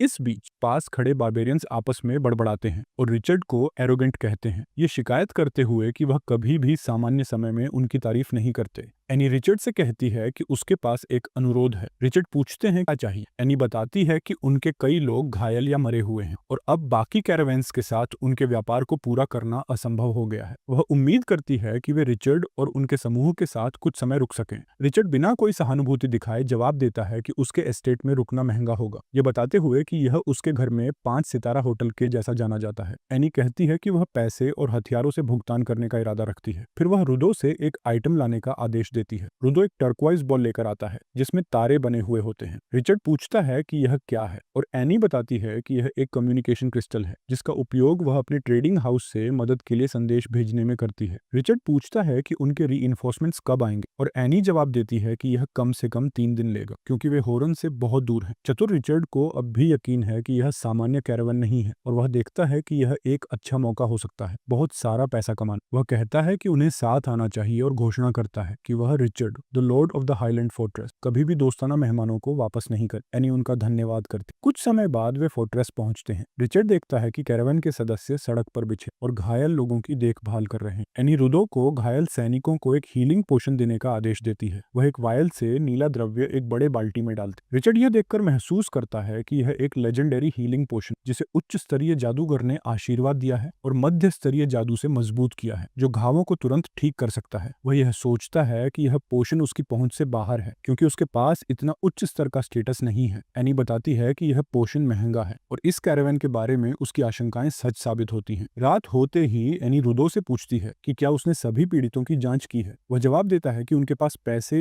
या आपूर्ति की कोई कमी नहीं है, लेकिन उनकी आधी टीम घायल या मरी हुई है। एनी दुखी होती है और कई जिंदगियों के नुकसान पर शोक व्यक्त करती है। रुदो उसे सांत्वना देता है, ये कहते हुए कि वे भाग्यशाली थे कि रिचर्ड ने उनकी मदद की, वरना स्थिति और भी खराब हो सकती थी। एनी रुदो से पूछती है कि वह रिचर्ड के बारे में क्या सोचता है। रुदो जवाब देता है कि रिचर्ड वास्तव में एक सक्षम लॉर्ड है और जब जैकल्स ने हमला किया तब उनकी स्थिति काफी बुरी लग रही थी, लेकिन फिर रिचर्ड के सैनिकों ने आकर पूरी स्थिति को पलट दिया। उसके सैनिकों ने इतनी ताकत और कौशल से लड़ा कि वे बाकी सभी से बहुत ऊपर थे। एनी पूरी तरह से सहमत होती है और मानती है कि उनका बचाव पूरी तरह से रिचर्ड और उनकी अद्वितीय सेना के कारण हुआ। रिचर्ड सोचता है कि कैरावन के सैनिकों के पास जो सामान है वह उसके 4 बारबेरियन से कहीं ज्यादा प्रभावशाली है, जो अभी भी हथियारों को लेकर आपस में झगड़ रहे हैं। वह यह सोचता है कि उसने कैरावन का आर्मर बिना एक पैसा खर्च किए हासिल कर लिया और साथ ही सिस्टम से फ्रेड की बटल एक्स पुरस्कार के रूप में प्राप्त किया। एक मुस्कान के साथ वह निष्कर्ष पर पहुंचता है कि उसकी सेना भी अब पहले से ज्यादा मजबूत हो गई है। तभी गुंथर उसकी तरफ दौड़ते हुए आती है और बताती है कि कुछ गलत हो रहा है। रिचर्ड तुरंत समझ जाता है कि स्थिति गंभीर है और पूछता है कि क्या हो रहा है। बारबेरियंस भी उनकी बात सुनने के लिए मुड़ते हैं। गुंथर बताती है कि उसने एक बड़ी आर्म्ड ग्रुप देखी है जिसमें आधे मानव और आधे घोड़े जैसे प्राणी थे जो उनकी तरफ बढ़ रहे थे। रिचर्ड को शुरुआत में भ्रम होता है कि आधा मानव आधा घोड़ा का क्या मतलब है, लेकिन जब वह बाहर देखता है तो उसे उन प्राणियों के पास घोड़े के धड़ के ऊपर मानव के सिर वाले शरीर दिखते हैं। ये सेंटोर्स हैं जो एक चांदी बालों वाली लड़की के नेतृत्व में आ रहे हैं जिसका नाम हेथर है और उसके हाथ में एक तलवार है। अचानक स्पीयर्स उनके पास आते हैं और पास ही जमीन में गिरते हैं। हेथर ने फेंके गए स्पीयर्स की ताकत महसूस की और अपने समूह को आदेश देती है कि वे आगे बढ़ते रहें। रिचर्ड जो एक स्पीयर पकड़े हुए था हैरान होता है कि वे उसकी चेतावनियों की अनदेखी कर रहे हैं। वह पूरी ताकत से एक और स्पीयर फेंकता है और बारबेरियंस भी ऐसा ही करते हैं। एक स्पीयर सीधे हेदर की तरफ बढ़ता है लेकिन वह उसे अपनी सोर्ड से काट देती है। फिर वह अपने समूह को रोकने का आदेश देती है, ये महसूस करते हुए कि इस दूरी पर आगे बढ़ना बहुत खतरनाक है। हेदर एक सफेद रूमाल को अपनी तलवार में बांधती है और उसे उठाकर उसे एक आत्मसमर्पण के संकेत के रूप में लहराती है। गुंथर रिचर्ड से कहती है कि यह सेंटोर बहुत चतुर है और फिर उसे बताती है कि शायद वे आत्मसमर्पण कर रहे हैं। रिचर्ड कहता है कि शायद हमें उन्हें मिलकर देखना चाहिए, लेकिन आदेश देता है कि बैरी ही महत्वपूर्ण समाचार साझा करने आए हैं। रिचर्ड बोर्ड लेता है और पूछता है कि यह क्या कहता है, यह स्वीकार करते हुए कि वह कुछ भी नहीं बना सकता है। लेकिन हेदर ने समझाया कि स्थानीय लोग एक आर्मी जुटाने की योजना बना रहे थे और उन्हें यह इनविटेशन कुछ अन्य बारबेरियंस को चेतावनी देने के लिए भेजा था। रिचर्ड के आसपास इकट्ठा हों, क्योंकि हेदर यह समझाती रहती है कि हाईलैंड फोर्ट कभी कोबल्ट्स का था, अब की एक आर्मी बन रही है। गुंथर यह बताते हुए रुक जाता है कि स्थानीय लोग हमेशा अपने विक्टर्स से नफरत करते हैं और मान लेता है कि रिचर्ड जानता है कि इसका क्या अर्थ है। रिचर्ड बोर्ड को एक हाथ से पकड़ता है और उसे टुकड़ों में क्रश कर देता है कि स्थानीय लोग हाईलैंड फोर्ट को रिक्लेम करना चाहते हैं। हेदर सिर हिलाकर पुष्टि करती है कि वह सही है और जोड़ती है कि कोबल्ट्स ने शमन्स और मैजिशियंस की मदद को भी लिस्टेड किया है जिनकी पावर्स को अंडर एस्टिमेट नहीं किया जाना चाहिए। रिचर्ड जवाब देना शुरू करता है लेकिन हेदर झुकती है और घुटने टेक कर अपनी चेस्ट पर हाथ रखते हुए सम्मान का संकेत देती है जो वह ओपनली देती है। उसका ट्राइब उन बड़ी चैलेंजेस को पहचानने में मदद करता है जिनका वह सामना करेगा। रिचर्ड पूछता है कि वे उसके बजाय उसकी मदद करने के लिए क्यों तैयार हैं, जो फोर्ट को वापस लेना चाहते हैं। हेदर बताती हैं कि गेल ट्राइब कभी ओर्क एम्पायर से संबंधित था और कभी नहीं लोकल लोगों के साथ अलायंस किया या बैंडिट्स बन गई। फिर वह अपनी ट्राइब की स्टोरी साझा करती है जहां हर कोई फील्ड्स में काम करता था और पीसफुल लाइफ बिताता था। उसके लोग अपने गुड बिहेवियर के लिए जाने जाते थे और पोएट्री और हिस्ट्री की एक रिच कल्चर थी। कुछ पेंटर्स थे जबकि अन्य लोग म्यूजिकल इंस्ट्रूमेंट्स बजाते थे। अब वे खुद को एक पावरफुल गॉड के साथ अलाइन करने की उम्मीद करते हैं, उनके ट्राइब के ग्लोरियस डेज को रिस्टोर करें। रिचर्ड खिड़की से बाहर देखता है और टिप्पणी करता है कि गेल ट्राइब वास्तव में शामिल होना चाहता है क्योंकि सिस्टम ने उन्हें प्राप्त कर लिया है। अनुरोध करता है कि वह हेदर की प्रोफाइल की जांच करता है, ये देखते हुए कि वह आग से डरती है और लॉन्ग और शॉर्ट दोनों बोज के साथ स्किल्ड है, साथ ही एक हैवी हैमर के रूप में। वो देखता है कि ये सेंटोर्स एक डिस्टेंस से लड़ने में सक्षम है। वह हेदर और उसका नेतृत्व करता है ट्राइब को प्रॉपर्टी के लिए और हेदर को गेल ट्राइब के लीडर के रूप में पेश करता है। वह स्वीकार करता है कि उन्हें कुछ प्राप्त हुआ है। डिस्टर्बिंग न्यूज एनी पूछती है कि न्यूज को इतना टेरिबल क्या बनाता है। रिचर्ड बताते हैं कि कोबल्ट्स और हाइनास जल्द ही होंगे, उन पर फिर से वॉर की घोषणा करें। एनी जल्द ही पूछती है। रिचर्ड सोचता है कि ऐसा होगा। रिचर्ड एक पल के लिए सोचता है और फिर अनुमान है कि उनके पास एनी को सुनने के लिए ऑलमोस्ट 10 दिन है और रूडो इस बारे में चिंतित हो जाते हैं कि आगे क्या करना है। गुंथर और रसेल और अधिक फाइट्स की संभावना को लेकर एक्साइटेड हैं। हेदर ने बताया कि हालांकि लोकल लोगों ने एक आर्मी या वेरियस ट्राइब्स से बना है, उन्होंने अपने एफर्ट्स को डिवाइड करने और सोल्जर्स के लिए फूड प्रिपेयर करने के लिए ऑर्गेनाइज्ड किया है, जो कम से कम 10 दिन लेगा पहुंचने में। रिचर्ड कहता है कि भले ही दुश्मन फॉर्मिडेबल है, हमारे पास 10 दिन है और इतना समय काफी है। वो एक नक्शा निकालता है, उसे टेबल पर फैलाता है और सबको बताता है कि उसने एक स्ट्रेटेजी बनाई है to defeat their force. Gunther खुश होकर पूछती है, क्या बॉस के पास पहले से कोई प्लान है? वो सोचता है क्या वो इसे सबके साथ शेयर कर सकते हैं। बॉस जवाब देता है, वक्त आने पर सब पता चल जाएगा, अभी चिंता मत करो। एनी की तरफ मुड़कर बॉस कहता है, इतने स्ट्रॉन्ग एनिमी का सामना करने के लिए मुझे तुमसे एक फेवर चाहिए। एनी कहती है, बिल्कुल बताइए। वो पूछता है, 500 सोने के सिक्के उधार दे सकती हो? एनी बिना हिचक के कहती है, कोई प्रॉब्लम नहीं है, अगर मदद मिलती है तो मैं तुम्हें 500 सोने के सिक्के दे देती हूँ। रिचर्ड थोड़ा झुक कर कहता है, हाईलैंड फोर्ट्रेस हमेशा तुम्हारी जनरोसिटी को अप्रिशिएट करेगा। उस रात रिचर्ड अपने सिस्टम से वेपन्स चेक करते हुए हेदर से पूछता है, क्या सेंटोर बोउज और एरोस में स्किल्ड हैं? हेदर जवाब देती है, गेल क्लैन के पास सबसे अच्छे आर्चर्स हैं। रिचर्ड अपने विंडो से वेपन स्टोर में बाउज और एरोस सेक्शन को चेक करता है और नोट करता है कि इक्विपमेंट महंगे हैं, सोल्जर्स को सप्लाई करना कॉस्टली है। वो एक परचेस करता है और लाइट से एक पर्पल बो और सफेद फेदर्स वाला एरो प्रकट होता है। वो हेदर को देता है और कहता है, ट्राई इट आउट। हेदर थोड़ा सरप्राइज होकर पूछती है, क्या तुम मैजिक यूज करते हो? रिचर्ड मुस्कुराकर कहता है, बस एक छोटा सा ट्रिक है। हेदर बाउ लेती है, एरो नॉक करती है, पीछे खींचती है और एक पेड़ पर या शायद पास उड़ती एक मधुमक्खी पर शूट करती है। बी 2 हिस्सों में स्प्लिट हो जाती है। रिचर्ड उसकी तारीफ करता है, तुम्हारी टेक्निक एक्सेलेंट है और जैसा उम्मीद थी ये सेंटोर हाईलैंड फोर्ट्रेस की लॉन्ग रेंज डिफेंस को मजबूत करेंगे। हेदर झुककर सर रिचर्ड को थैंक करती है, इतना हैवी बो यूज करने का मौका देने के लिए। काफी टाइम हो गया था ऐसा करते हुए। रिचर्ड हंसते हुए कहता है, तुम कल से इससे ट्रेनिंग शुरू कर सकती हो। अचानक रूडो दौड़ता हुआ आता है और कहता है, कुछ गड़बड़ है। वो घुटनों पर बैठकर रिपोर्ट करता है कि कैरावन रीइंफोर्समेंट्स मिल गए हैं, लेकिन लगता है उन पर हमला हुआ है। रिचर्ड तुरंत हेदर को जांचने के लिए बुलाता है। एनी घायल लोगों को देखकर रोने लगती है और अटैकर्स को वाइल्ड जैकल्स कहती है। रिचर्ड पूछता है, क्या हुआ? एनी बताती है कि लगता है सारे रीइंफोर्समेंट्स मारे गए हैं, बॉडीज हर जगह बिखरी हुई हैं। रिचर्ड सजेस्ट करता है कि कैरावन को वापस सोलन भेज दो, अब हाईलैंड फोर्ट्रेस सेफ नहीं है। एक वुंडेड सोल्जर सजेस्ट करता है कि हेल्थी मेन और हॉर्सेस को ले चलो, अगर हमें जैकल्स मिले भी तो हम उनसे लड़ सकते हैं। पर एनी डिसएग्री करती है, कहती है, मैं उन वुंडेड मेंबर्स को नहीं छोड़ सकती जिन्होंने मेरी खातिर अपनी जान जोखिम में डाली। रिचर्ड एक लालची मुस्कान के साथ कहता है, इतनी डेंजरस सिचुएशन में रेंट बढ़ जाएगा और जो मैं देख रहा हूँ उसकी कीमत 2000 गोल्ड है। हार मानते हुए एनी कहती है, जो मन में आए करो। इसी बीच हेदर स्पीयर्स को चेक करती है और कहती है, इस स्पीयर में चाइनीज पाइन की खुशबू है और अटैकर्स ने खुद इसके टिप्स बनाए। रिचर्ड स्पीयर के शार्प एंड को इंस्पेक्ट करता है और कहता है, मुश्किल है कि ये लोकल्स या सैवेजेस का काम हो। एनी जवाब देती है, जितना हम सोचते हैं सैवेजेस उससे कहीं ज्यादा हैं। वो बताती है कि फार नॉर्थ में पावरफुल ट्राइब्स जहां हजारों एडल्ट सोल्जर्स अक्सर टेरिटरी के लिए लड़ते हैं और अपने हथियार खुद बनाते हैं। एनी जोड़ती है, इन ट्राइब्स की ताकत लोकल सैवेजेस से कहीं ज्यादा है। हेदर पूछती है, क्या तुम्हारा मतलब है कि कैरावन पर आइस नेटिव्स ने हमला किया? एनी पुष्टि करती है और कहती है, आइस नेटिव्स के आने से सब कुछ बदल गया है। रिचर्ड सहमति में सिर हिलाता है। अब साफ है कि आइस नेटिव्स भी इस वॉर में शामिल हो गए हैं। गुंथर जोश में कहता है, उन्हें एक साथ आ जाने दो ताकि मैं एक ही बार में सबको खत्म कर सकूं। रिचर्ड सिर हिलाकर नोड करता है, गुंथर सही कह रही है। रिचर्ड कहता है, हम बस सबको एक ही बार में कैप्चर कर लेंगे। 10 दिन बाद सेंटोर दौड़ते हुए रिचर्ड के पास आते हैं और रिपोर्ट करते हैं कि उन्होंने दुश्मन को स्पॉट किया है। रिचर्ड पूछता है, वो अब भी कहाँ है? सेंटोर बताते हैं,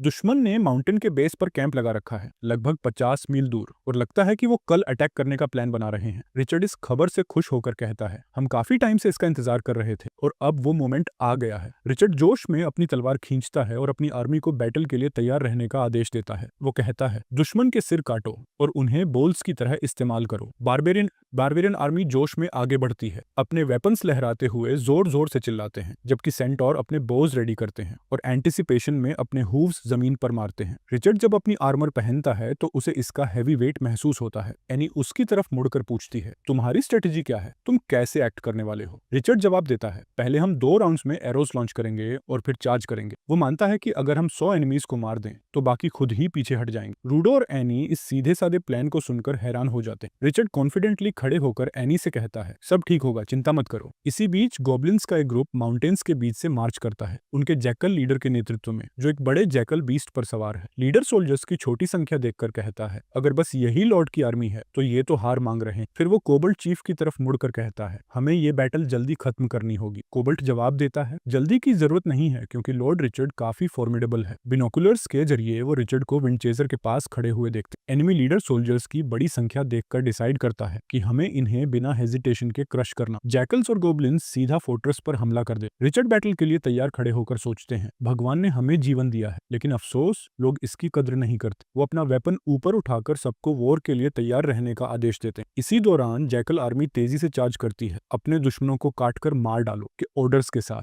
हेथर अपना बाँव तानती है और बाकी सेंटोर उसका लीड फॉलो करते हैं। जैसे ही फायर का कमांड दिया जाता है, एक साथ एरोस की बारिश होती। एक एरो एक जैकल को लगकर उसे वहीं खत्म कर देता है, लेकिन एक गोब्लिन अपने शील्ड से दूसरा एरो डिफ्लेक्ट कर देता है। दोनों विशाल आर्मीज आपस में टकराती, एक दूसरे को खत्म करने के इरादे। गोब्लिन्स अपने स्वॉर्ड से वार करते हैं और स्पीयर्स फेंकते हैं, लेकिन विंडचेजर उनके अटैक्स को आसानी से डिफ्लेक्ट करता है। बारबेरियंस बहादुरी से लड़ते हैं, बिना किसी डर के। जैसे ही दोनों आर्मीज के बीच की दूरी कम होती, अचानक जमीन फट जाती और एक ड्रैगन गोब्लिन बाहर निकलता है। रिचर्ड कहता है, विंडचेजर सबको अपनी ताकत ताकत दिखा। विंडचेजर हवा में छलांग लगाता है और जोरदार फोर्स के साथ नीचे गिरकर कई गोब्लिन्स को कुचल देता है। रिचर्ड एक गोब्लिन को बड़े फोक जैसे हथियार से मारता है और दूसरे को एक्स से काट दे। रसल और गंथर बारी बारी से गोब्लिन्स को काटते हैं और अपनी आर्मी को आदेश देते हैं कोई भी जिंदा न बचे। विंडचेजर अपने पंजों से जैकल्स को कुचल देता है। दो गोब्लिन्स रिचर्ड पर हमला करते हैं, लेकिन वो अपना वेपन निकालता है जो नुनचक्स में ट्रांसफॉर्म हो जाता है। वो उनके हमले को डिफ्लेक्ट करता है, लेकिन गिर जाता है और महसूस करता है कि ये गोब्लिन्स उससे ज्यादा स्ट्रॉन्ग हैं जितना उसने सोचा था। जैसे ही 3 और गोब्लिन्स एक साथ उस पर हमला करते हैं, रिचर्ड तेजी से उन्हें भी खत्म कर देता है। गुंथर और रसल उसकी ताकत देखकर हैरान हो जाते हैं और कहते हैं लॉर्ड लगभग डेविल जितना पावरफुल है। ऊपर से बिनोक्यूलर्स के जरिए जैकल लीडर और कोबाल्ट चीफ देखते हैं कि उनकी आर्मी खत्म हो चुकी। कोबाल्ट घबराकर कहता है ये कितना भयानक है, ऐसा कैसे हो सकता है। जैकल सोर्सरर को आदेश देता है एक स्पेल कास्ट करो। इसी दौरान शमन अजीब और जादुई मंत्रों का जाप करता है जिससे लावा के पुल से आग निकलती। दोनों नेता खुश होते हैं ये सोचकर कि अब रिचर्ड की आर्मी का अंत निश्चित है। रिचर्ड मुड़कर देखता है और एक बड़ा फायरबॉल आता देख समझ जाता है कि यह शमन का मैजिक है। शमन के आदेश पर वो फायरबॉल एक फायरी ड्रैगन में बदल जाता है। रिचर्ड सबको सावधान रहने के लिए कहता है और हमला रोकने के लिए अपना वेपन उठाता है, लेकिन वो अचानक टूट जाता है। वो सोच भी नहीं सकता था कि फायर की हीट इतनी ज्यादा हो। आग हर तरफ फैल जाती जिससे बारबेरियंस डर जाते हैं क्योंकि शमन के स्पेल्स बहुत शक्तिशाली हैं। बारबेरियंस में से एक कहता है ये पहली बार है जब मुझे चोट लगी। रिचर्ड कहता है हमें शामन से निपटने का तरीका खोजना होगा क्योंकि ऐसा लगता है कि वो अपनी वॉन्ड से आग को कंट्रोल कर रही है। तभी हेदर रिचर्ड के पास आकर पूछती है क्या वो ठीक है। हेदर पूछती है। रिचर्ड जवाब देता है तुम बिल्कुल सही टाइम पर आई हो और शामन की तरफ इशारा करते हुए पूछता है क्या तुम इतनी दूर से शूट कर सकती हो। हेदर जवाब देती है ये तो मेरे लिए आसान है। हेदर कमांड देती है और सेंटोर्स अपने बोस पर एरोस चढ़ा लेते हैं। जैसे ही हेदर कहती है फायर, सभी अपने एरोस छोड़ देते हैं। वो आदेश देती है कोकाई टापट कैलिक कीप शूटिंग और सेंटोर्स उसकी बात मानते हैं। ढेर सारे एरोस दुश्मन की तरफ उड़ते हैं। जैकल इसे देखकर कहता है ये तो एरोस की बारिश है और गोब्लिन्स को आदेश देता है कि शामन की रक्षा करें। फायर के पास गोब्लिन्स अपने शील्ड्स के साथ दौड़ते हैं शामन को गार्ड करने के लिए। रिचर्ड अपना स्पीयर घुमाकर फेंकता है और साथ ही सरप्राइज अटैक का आदेश भी देता है। जैकल सोचता है कि अगर शमन सुरक्षित है तो सब ठीक रहेगा, लेकिन तभी स्पीयर सीधा उसे लग जाता है। स्पीयर की फोर्स से वो पीछे गिर जाता है। साथ ही शमन की रक्षा कर रहे गोब्लिन्स भी गिर पड़ते हैं। शमन की वॉन्ड टूट जाती है और फायरबॉल उनके ही गोब्लिन्स और जैकल्स की आर्मी पर गिर जाती है। गोब्लिन्स आग में जलकर जमीन पर गिर जाते हैं। रिचर्ड देखता है कि आग चारों तरफ फैल रही है। कोबाल्ट चीफ जैकल की मदद करने की कोशिश करता है, लेकिन जल्दी ही समझ जाता है कि वो मर चुका है। वो शमन की तरफ मुड़कर पूछता है अब क्या करें। शमन एक बोल में कुछ घोलता है और वॉन्ड के बिना ही एक पर्पल फ्लेम जैसी एनर्जी बाहर आती है। रिचर्ड सोचता है कि बैटल अब खत्म हो चुका है और कहता है अब साफ सफाई का टाइम है, लेकिन तभी वो देखता है कि जो गोब्लिन्स पहले मरे हुए थे वो जमीन से उठने लगे हैं। ये सब शमन के जादू से हुआ है जिसने उन्हें ब्लड थर्स्टी बना दिया है। गोब्लिन्स और जैकल्स अचानक खड़े होकर बिना वेपन्स के हमला कर देते हैं। रिचर्ड अपनी तलवार से एक जैकल पर वार करता है और उसके टुकड़े टुकड़े कर देता है। वो 3 गोब्लिन को भी इसी तरह मारता है और आगे बढ़ता जाता है। गंथर भी लड़ रहा होता है। वो शमान तक पहुंचकर कहता है आखिरकार मैंने तुम्हें पकड़ लिया। कोबाल्ट हार मान लेता है और शामन कोबाल्ट के कंधों पर चढ़कर भागने की कोशिश करता है। गुंथर कहता है क्या तुम्हें सच में लगता है कि तुम भाग सकती हो। वो अपना हेलमेट उतार कर शमान पर फेंकता है जिससे शमान कोबाल्ट के कंधे से गिर जाती। वो शमान के पास जाकर डरावनी आवाज में कहता है अब तुम मेरे कब्जे में हो। शमन अपना सिर घुमाता है और रिवील करता है कि असल में वो एक विच। रिचर्ड हंसते हुए कहता है मुझे नहीं लगा था कि शमन एक औरत होगी। वो शमन को उसकी टेल से पकड़कर गुंथर से पूछता है नेट का क्या हुआ। गुंथर जवाब देती है नेट को गहरी चोट लगी है, उसे मेडिकल हेल्प चाहिए। रिचर्ड गुस्से में शमन को जमीन पर फेंकता है और कहता है तुमने कई लोगों को मारा है, अब नेट को बचाओ। शमन नजरें फेर लेती है और कहती है कि उसे रिचर्ड की आर्मी पर हमला करने के लिए मजबूर किया गया था। वो कहती है मुझे मेरा असली नाम मोडर से बुलाओ। रिचर्ड गुस्से में जवाब देता है क्या तुम मुझसे बहस करने की हिम्मत रखती हो। वो धमकी देता है कि अगर तुमने इनकार किया तो तुम्हें हर तरीके से तकलीफ दूंगा। शमन डर से कांपने लगती है, अपने हाथ उठाकर सरेंडर कर देती है और नेट की मदद करने के लिए तैयार हो जाती। वो नेट के पास स्पेल करती है और नेट अचानक कराहते हुए होश में आ जाता है और अपना हाथ हिलाता है। सभी ध्यान से देखते हैं, उनके चेहरे पर हैरानी और उम्मीद के भाव होते हैं। शमन पीछे हटते हुए थकी हुई आवाज में कहती है मैं बहुत थक गई हूँ। बारबेरियंस नेट के चारों ओर जमा हो जाते हैं, हैरान होकर देखते हैं कि उसकी सारी चोटें ठीक हो चुकी हैं, जैसे वो कभी थी ही नहीं। रिचर्ड समझ जाता है कि मोडर डिस्ट्रक्शन के साथ साथ हीलिंग में भी पावरफुल है। वो फैसला करता है कि मोडर हाईलैंड फोर्ट्रेस में एक वैल्यूएबल एसेट साबित हो सकती है। गंथर पूछता है, अब जैकल्स और गॉब्लिन्स के साथ क्या करना है? रिचर्ड जवाब देता है, बैटलफील्ड साफ करो और जितने भी बचे हैं उन्हें मेरी सत्ता के अधीन कर दो। एक बारबेरियन कहता है, इस बार हमने काफी दुश्मनों को पकड़ लिया है। रिचर्ड सिस्टम विंडो की तरफ देखता है और कई अपग्रेड्स देखकर खुश होता है। रसल को अपग्रेड मिल जाता है और वो एक फर्स्ट क्लास वॉरियर बन जाता है। उसके पास अब एक एक्स और वो 2 कैरेक्टर पॉइंट्स गेन करता है। गुंथर थोड़े डिस्ट्रैक्टेड होकर पूछता है, इस विच मोडर का क्या करें? रिचर्ड कोबाल्ट को पैर से पकड़ता है और आदेश देता है, इस विच को अपने साथ ले जाओ और इनका बेस ढूंढो। रिचर्ड हेदर के लेवलिंग पॉइंट्स को स्ट्रेंथ और स्पीड के बीच डिवाइड करता है और सोचता है कि ये परफेक्ट कॉम्बिनेशन। हेदर उसे बताती है कि मैजिशियन से कोई इन्फॉर्मेशन नहीं मिल पाई। रिचर्ड पूछता है, क्या तुमने टॉर्चर करके देखा? हेदर जवाब देती है, हमने हर तरह की थ्रेट्स और टॉर्चर यूज किया, लेकिन उसने कुछ नहीं बताया। रिचर्ड कॉन्फिडेंटली कहता है, फीनिक्स को पकड़ना चिकन पकड़ने जितना आसान नहीं है, चलो मैं दिखाता हूँ। वो उठकर उनके पास जाता है। कोबल्ट दीवार से बंधा हुआ है, उसके हाथ पैर रस्सियों से जकड़े हुए हैं। शामन विद्रोह करने की कोशिश करती है और धमकी देती है, अगर तुमने मुझे फिर मारा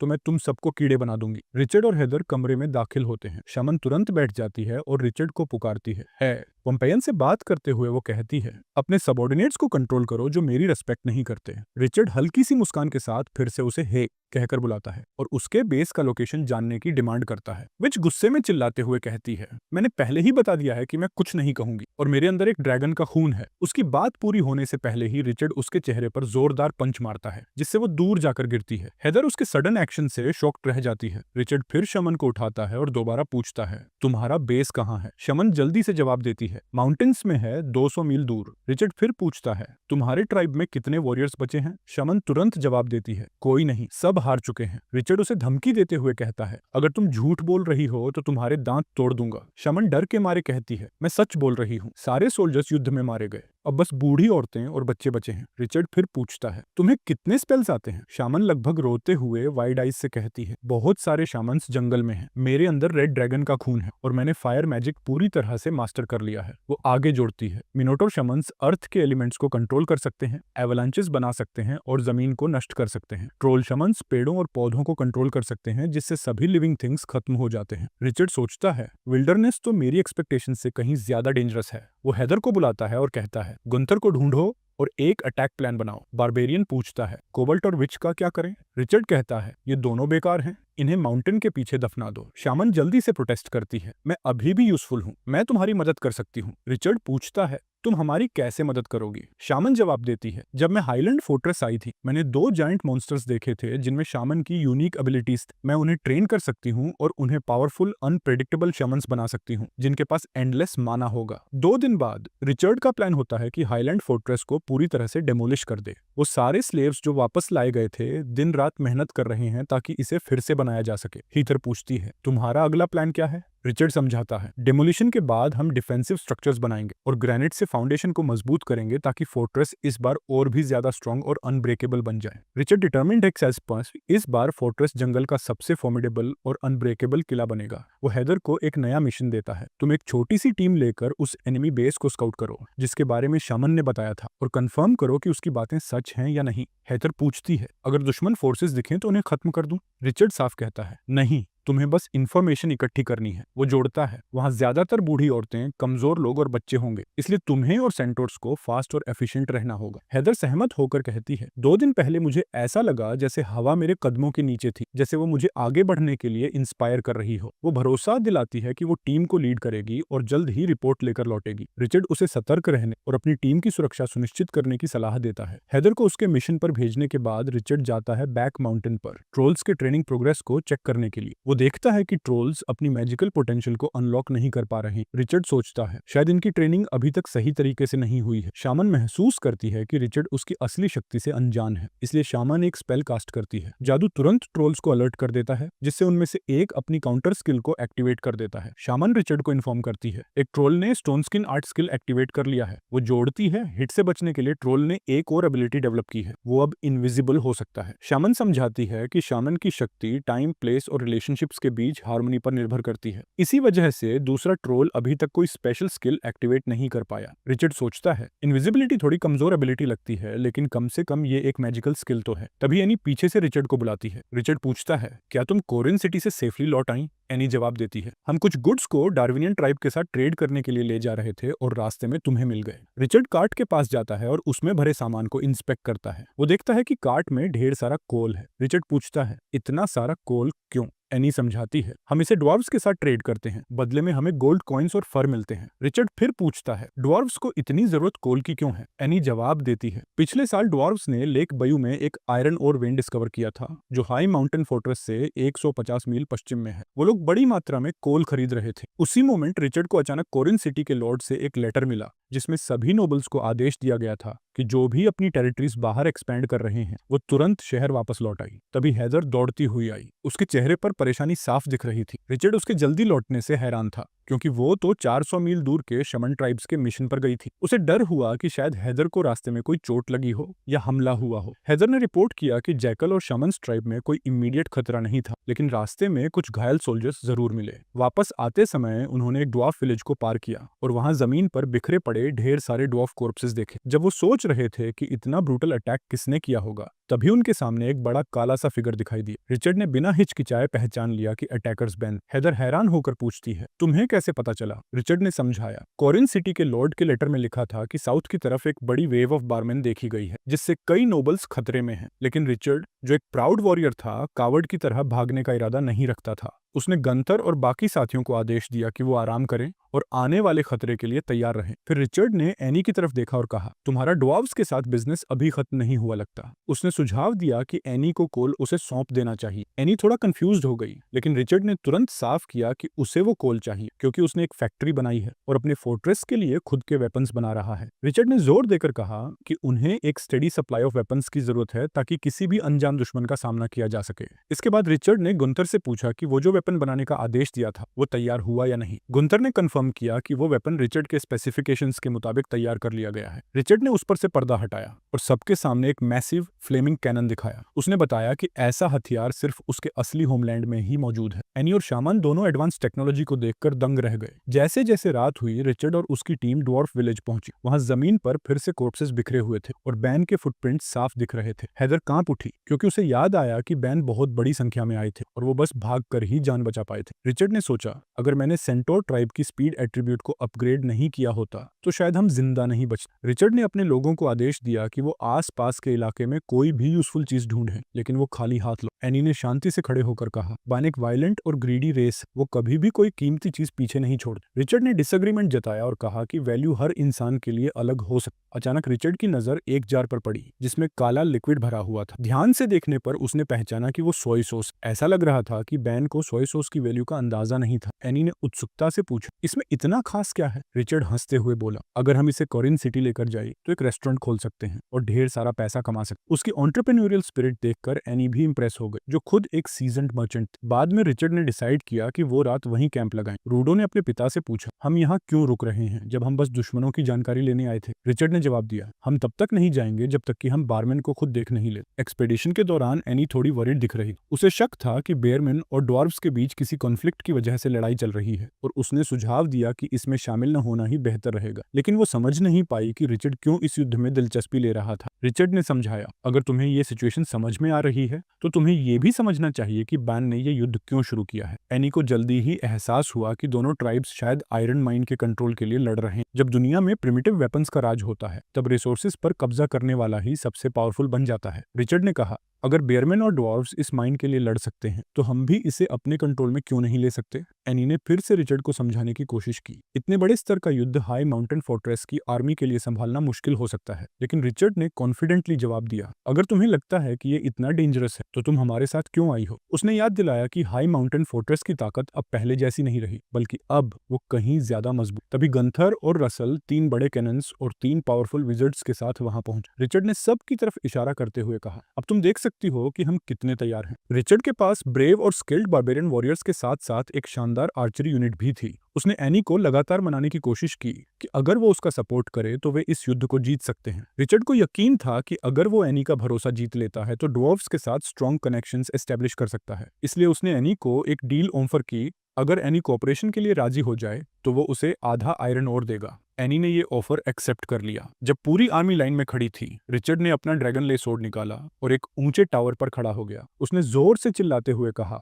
ये बैटल सिर्फ हाई माउंटेन फोर्ट्रेस के लिए नहीं है, बल्कि हमारे खुद के लिए भी है। हमें एक ऐसी शक्ति बनना है जो दुश्मनों को कुचल सके। उसके शब्दों ने सोल्जर्स के दिलों में एक जबरदस्त जोश भर दी। अब वे पूरी तरह से तैयार थे। रात के अंधेरे में रिचर्ड ने अपनी आर्मी को ड्वार्फ के कासल की ओर लीड किया। उसका प्लान था कि वो पहला हमला करेगा, लेकिन वहां पहले ही एक ग्रुप ऑफ रैबिट फोक पहुंच चुका था। रिचर्ड ने तुरंत अपने लोगों को छिपने का आदेश दिया और देखा कि वो रैबिट्स कैसे कासल पर हमला कर रहे थे। उसे हैरानी हुई कि रैबिट फोक आखिर ड्वार्व्स और बेयरमैन के युद्ध में क्यों शामिल। एनी ने समझाया, ये रैबिट्स बारमैन के वेसल्स हैं। गुंथर ने बताया कि पावरफुल रेसेस अक्सर कमजोर रेसेस को वेसल्स बना लेती और उनसे छोटे मोटे काम करवाती। रिचर्ड इस बात से चौंक गया और पूछा, ये बात पहले क्यों नहीं बताई? वो हंसते हुए बोले, हमें लगा नहीं था कि एक लॉर्ड को ये नहीं पता होगा। थोड़ा शर्मिंदा महसूस करते हुए रिचर्ड ने पास खड़ी छोटी सी शमन के सिर पर हल्की थपकी दी और हंसते हुए बोला, अब झुक जाओ। इस बीच रैबिट्स दीवार पर चढ़ चुके थे और ड्वार्वन गार्ड्स को पता भी नहीं चला। जल्द ही उन्होंने अपर हैंड हासिल कर लिया और एक फाइनल असॉल्ट लॉन्च किया। गार्ड्स चिल्लाए, एनिमीज बे लेक से आ रहे हैं। ये सुनकर कासल की सारी डिफेंसेस अलर्ट हो गई, ये मानते हुए कि बरान ने हमला शुरू कर दी। युद्ध शुरू हो गया। ड्वार्व्स ने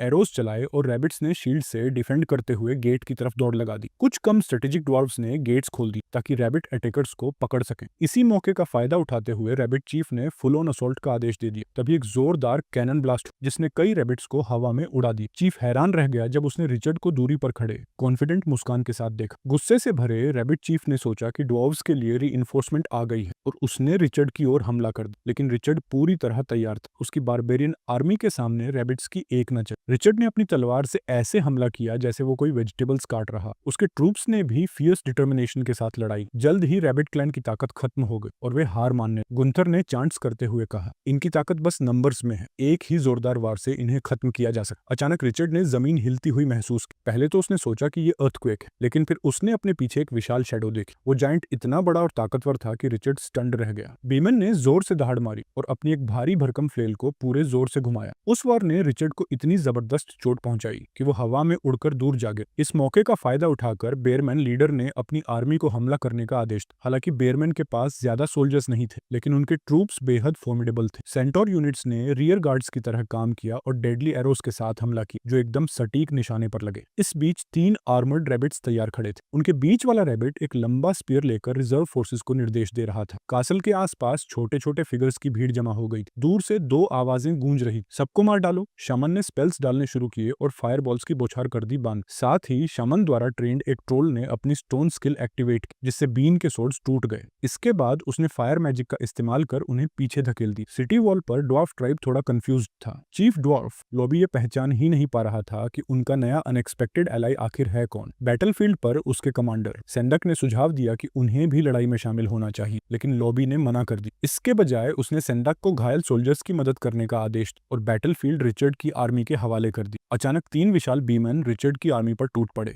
रिचर्ड ने अपनी ताकत दिखाने के लिए सिस्टम एक्टिवेट की और एक जबरदस्त स्वर्लिंग एनर्जी को अनलीश किया जिसने सामने के सारे बीस्ट्स को चकित कर दी। उस एनर्जी के जोर से चारों तरफ के रैबिट फोल्क उड़ गए। अब रिचर्ड और बीस्ट आमने सामने, लड़ाई के लिए पूरी तरह तैयार। रिचर्ड ने अपनी तलवार से एक बीस्ट पर हमला किया, लेकिन वो बीस्ट बेहद तेज था और उसने आसानी से उस वॉर को ब्लॉक कर लिया। रिचर्ड ने बीस्ट की इमेंस ताकत को पहचानते हुए उसे मेटल चेन से बांध दिया। उसने तुरंत अपनी skill vault of heaven activate की और लाइटनिंग स्पीड से एक ही डेवास्टेटिंग ब्लो में बीस्ट को 2 टुकड़ों में काट डाला। ये बैटल उसके लिए एकदम पीस ऑफ केक था, thanks to his unbeatable system. दूसरी तरफ गुंथर एक बीन पर जोरदार हमला करते हुए चिल्लाए। दोनों के बीच क्लैश बहुत ही फियर्स था। बैन ने अपनी मैसिव सोर्ड से वार की जिसे गुंथर ने मुश्किल से ब्लॉक किया, लेकिन बैन ने एक पावरफुल ब्लो लगाया जिससे वो हवा में उड़ती हुई जमीन पर जा गिरी। ये देखकर रसल खुद को रोक नहीं पाया और अपना डबल ब्लेडेड एक्स बी मैन पर फेंका, लेकिन उसका वेपन उसे जरा भी नुकसान नहीं पहुंचा। अचानक एक तेज रोशनी हवा में चमकी और बैन का सिर धड़ से अलग हो गया। ये रिचर्ड था जिसने ट्रोल्स के इनविंसिबल आर्टिफैक्ट का इस्तेमाल करके ये हमला किया था। सभी लोग जल्दी से गंथर की हालत देखने दौड़े। हालांकि उसे एक पोटेंशियली डेडली ब्लो लगा था, फिर भी वो पूरी तरह सुरक्षित थी थैंक्स टू ट्रोल्स के स्टोन स्किन और इनविजिबिलिटी स्पेल। ये स्पेल्स न केवल ट्रोल्स पर बल्कि पूरे एरिया में टीममेट्स पर भी कास्ट किए जा सकते थे। गुंथर और उसकी टीम अपनी जीत का जश्न मना ही रहे थे कि अचानक लाल धुआं बैटलफील्ड पर फैल गया। उनकी हैरानी के लिए गिरे हुए बेयरमैन और रैबिट फोक धुएं के अंदर फिर से उठ खड़े हुए। शामन ने अपनी वास्ट एक्सपीरियंस और नॉलेज के जरिए इस स्पेल को पहचान लिया। ये मैडनेस आर्ट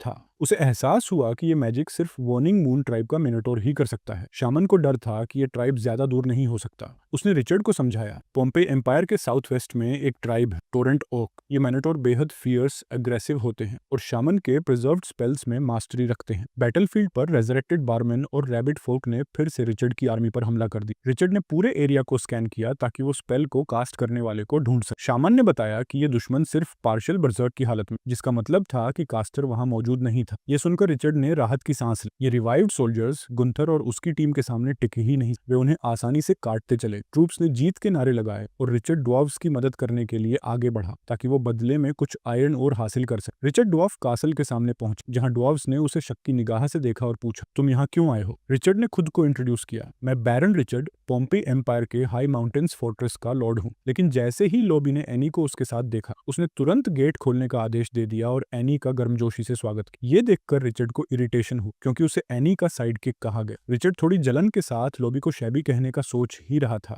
कि एनी ने समझाया, लॉर्ड रिचर्ड तुम्हारी मदद के लिए आए हैं। लॉबी ने जवाब दिया, भगवान का शुक्र है कि उसने हमें बचाया। ये सुनकर रिचर्ड और चिढ़ गया क्योंकि उसे लगा कि ड्वार्फ्स को भगवान का नहीं बल्कि उसका धन्यवाद करना चाहिए था। कासल के अंदर पहुंचने के बाद लॉबी ने माना, मुझे उम्मीद नहीं थी कि तुम लोग समय पर पहुंचोगे। एनी ने बताया कि उन्होंने और लॉर्ड रिचर्ड ने बीन के इन्वेजन प्लान के बारे में जाना था, इसलिए वे मदद के लिए जल्दी आ गए। लॉबी ने आंसू भरी आंखों से स्वीकार की, अगर तुम नहीं आते तो हमारी पूरी आर्मी खत्म हो जाती। लॉबी की ये हालत देखकर रिचर्ड अपनी हंसी नहीं रोक सका। लॉबी को लगा कि रिचर्ड उसका मजाक उड़ा रहा है, तो उसने गुस्से से उसकी ओर देखा। रिचर्ड ने ऑकवर्ड तरीके से सफाई देने की कोशिश, नहीं, मैं हंस नहीं रहा। तब एनी ने बीच में आकर कहा, लॉर्ड रिचर्ड पोम्पेई के एक फेमस वॉरियर हैं जो ड्वार्फ फोर्ट्रेस की मदद के लिए सच्ची नीयत से आए हैं। ये सुनकर लॉबी ने सोचा कि शायद रिचर्ड के पास काफी शक्तिशाली एबिलिटीज होंगी, लेकिन स्केप्टिकल होते हुए लॉबी ने पूछा, अगर तुम इतने फेमस वॉरियर हो तो तुम्हें इतनी शोहरत कैसे मिली? रिचर्ड ने स्लाई स्माइल के साथ जवाब दिया, मेरे साथियों ने मुझे बैटल में काफी मदद की। एनी ने धीरे से रिचर्ड के कान में फुसफुसाया, बस करो लॉर्ड रिचर्ड। फिर एनी ने लॉबी से पूछा, अब आगे के हमलों से निपटने के लिए तुम्हारी क्या योजना है? लॉबी, जो थक चुका था, बोला,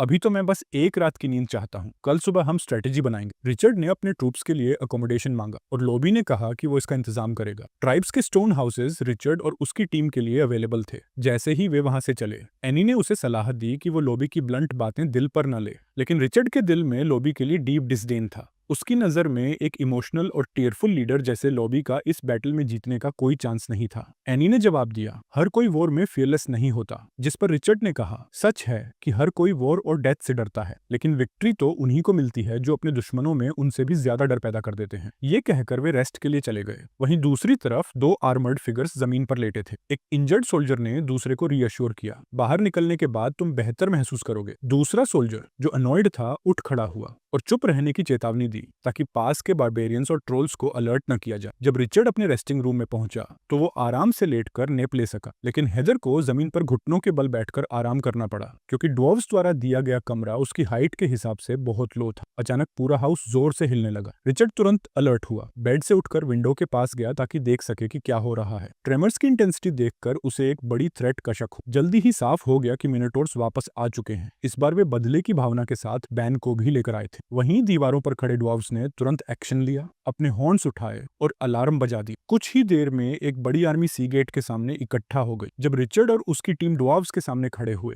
तो वो ड्वार्वन आर्मी में अभी भी उनके लिए बची हुई रिजेंटमेंट को महसूस कर सकता था। आखिरकार कासल में रिचर्ड ने उनका मजाक उड़ाया था, लेकिन लॉबी ने बोल्ड होकर जवाब दिया, वॉर्निंग मून ट्राइब और मिनोटोर्स पूरी ताकत के साथ आ रहे हैं, हमें अपनी ट्राइब के लिए जान जोखिम में डालनी हो। लॉबी के कमांडर सेंडक ने भी ऑर्क्स के खिलाफ अटैक करने से पहले उन्हें डिवाइड करने की योजना साझा की। उसने बताया कि उनकी छोटी हाइट के कारण दुश्मनों को उन पर हमला करने के लिए झुकना पड़ेगा, जिससे ड्वार्फ्स को नेचुरल एडवांटेज मिलेगा। लेकिन प्राउड ड्वार्वन आर्मी ने रिचर्ड और उसकी टीम को लीड लेने से साफ इनकार कर दी। डिटर्मिन्ड और कॉन्फिडेंट होकर वे खुद ही दुश्मनों का सामना करने के लिए आगे बढ़ गए। ड्वार्फ्स के इस जिद्दी प्राइड को देखकर रिचर्ड बस मुस्कुराया और उन्हें उनके तरीके से काम करने दी। गुंथर ने हेदर की हाइट को लेकर मजाक किया, सावधान रहो, ओक्स तुम्हें मिस नहीं करेंगे, हेदर ने हंसते हुए जवाब दिया। मैं इतनी छोटी भी नहीं हूँ। अचानक हैवी रेन गिरने लगी। सोल्जर्स डरने लगे कि कहीं फियर्स मिनोटोर सिटी को ब्रीच न कर दें। उनकी चिंता सुनकर सेंडक ने उन्हें डांटते हुए कहा, अपनी ड्यूटीज पर फोकस करो। जैसे ही मिनोटोर्स और बारमैन उन पर चार्ज करने लगे, रिचर्ड ने सोचा काश वो कुछ दुश्मनों को जिंदा पकड़कर कोलिसियम में बेच सकता। गुंथर ने चीरफुली कहा, हाँ, इससे अच्छा प्रॉफिट होगा। बैटलफील्ड पर केओस के बीच पसीने में भीगे ड्वार्फ्स रिचर्ड और उसकी टीम की कामनेस को देखकर हैरान थे। उन्हें लगा, ये लोग पागल हैं क्या, इतनी शांति से खड़े हैं। फोर्ट्रेस वॉल पर खड़े होकर लॉबी ने रिचर्ड से पूछा, क्या हमारा कैनन अभी भी काम कर रहा है? रिचर्ड ने अनिच्छा से एडमिट किया, हमारे पास अब कैनन बॉल्स नहीं बचे हैं। लॉबी ने सैंडक की तरफ मुड़कर पूछा, क्रॉसबो बोल्ट्स का क्या हाल है? सैंडक ने बताया, बस 6 बचे हैं। कोई और विकल्प न होने पर लॉबी ने फैसला किया कि उन्हें इन बचे हुए क्रॉसबोज का इस्तेमाल बहुत सावधानी से करना होगा। लेकिन ड्वार्फ्स की प्लान काफी सिंपल थी। सिर्फ एक ही चार्ज में दुश्मन ने उन्हें हरा दिया और उनकी फॉर्मेशन को पूरी तरह बिखेर दिया। अब ड्वार्फ्स ने अपनी की वेपन इस्तेमाल करने का फैसला किया। जैसे ही दुश्मन उनकी रेंज में आया, उन्होंने सारे क्रॉसबोज एक साथ चला दी। एक बोल्ट ने एक मिनोटोर की आंख में लगकर उसे गिरा दिया, लेकिन बाकी के हमले ज्यादा असरदार नहीं रहे। जल्दी ही दुश्मन सिटी गेट्स तक पहुंच गया। अपनी आर्मी को मरते हुए देखकर लॉबी के माथे पर पसीना आ गया। उसे एहसास हुआ कि अब उनकी हार तय है। गुंथर ने रिचर्ड से पूछा, अब क्या करें? रिचर्ड ने गंभीरता से जवाब दिया, मिनोटोर्स पागल हो चुके हैं, इन्हें संभालना मुश्किल है। उसने गुंथर की तरफ देखा और पूछा, इतने समय से तुम्हारी मैजिक टीम क्यों नहीं दिख रही? गुंथर ने बताया कि शामन ने खतरे को भांपते ही भागने की कोशिश की थी, लेकिन उसे पकड़ लिया गया था। रिचर्ड ने गुस्से में आकर शामन का हाथ पकड़ा और चिल्लाया, इतने क्रूशल मोमेंट पर भागने की हिम्मत कैसे हुई?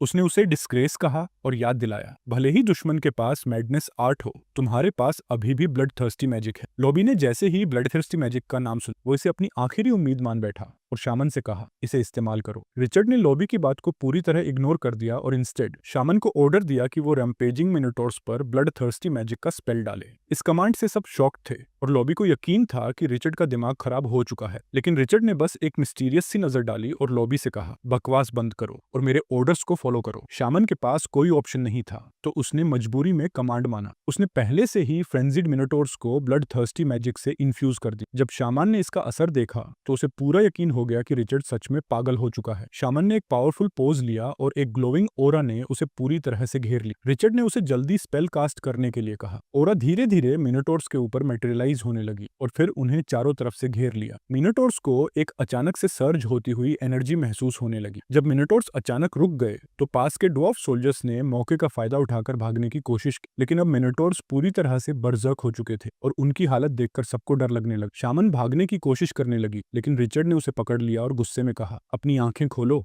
और ध्यान से देखो। अब मिनोटोर्स जो कि ब्लड थर्स्टी मैजिक से इन्फ्यूज थे, पहले से भी ज्यादा अग्रेसिव लग रहे थे। रिचर्ड ने एक्सप्लेन किया, जितना बड़ा क्रीचर होगा उसके दिल पर उतना ही ज्यादा स्ट्रेन पड़ेगा। उसने जानबूझकर इन दो स्पेल्स को कंबाइन किया था ताकि मिनोटोर्स के दिल पर इतना दबाव डाला जा सके कि वो अपनी लिमिट्स को पार कर दे। जैसे ही उनके दिल पर बर्डन ज्यादा हुआ, मिनोटोर्स एक एक करके गिरने लगे। सब लोग इस नतीजे को देखकर स्टन्ड थे, लेकिन रिचर्ड ने काम रहते हुए 3 जायंट मिनोटोर्स को मारने के लिए 600 एक्सपीरियंस पॉइंट्स और कॉइन्स हासिल कर ली। बाकी लोग अभी भी हैरान थे और उन्होंने पूछा, तुमने ये किया कैसे? रिचर्ड ने समझाया, हर चीज के अपने रूल्स होते हैं। मिनोटोर्स पावरफुल वॉरियर्स, लेकिन उनकी भी लिमिट्स। उनकी ताकत उनके मैडनेस से आती थी, जो उनके दिल पर इमेंस स्ट्रेन डालता था। ब्लड थर्स्टी मैजिक ने बस आखिरी चोट दी और उनकी ताकत को उनके ही खिलाफ मोड़ दी। लॉबी को अब सब समझ में आ गया। वो एक्साइटेड होकर बोला, इस मैजिक ने मिनोटोर्स की इंटरनल एनर्जी को उनके शरीर की लिमिट्स से ज्यादा बढ़ा दिया और इसने एक डेडली कंडीशन ट्रिगर कर दी। सीधे शब्दों में कहें तो रिचर्ड ने मिनोटोर्स के खुद के पावरफुल बॉडीज को उनके खिलाफ वेपन की तरह इस्तेमाल किया था। रिचर्ड पहले ही मैडनेस आर्ट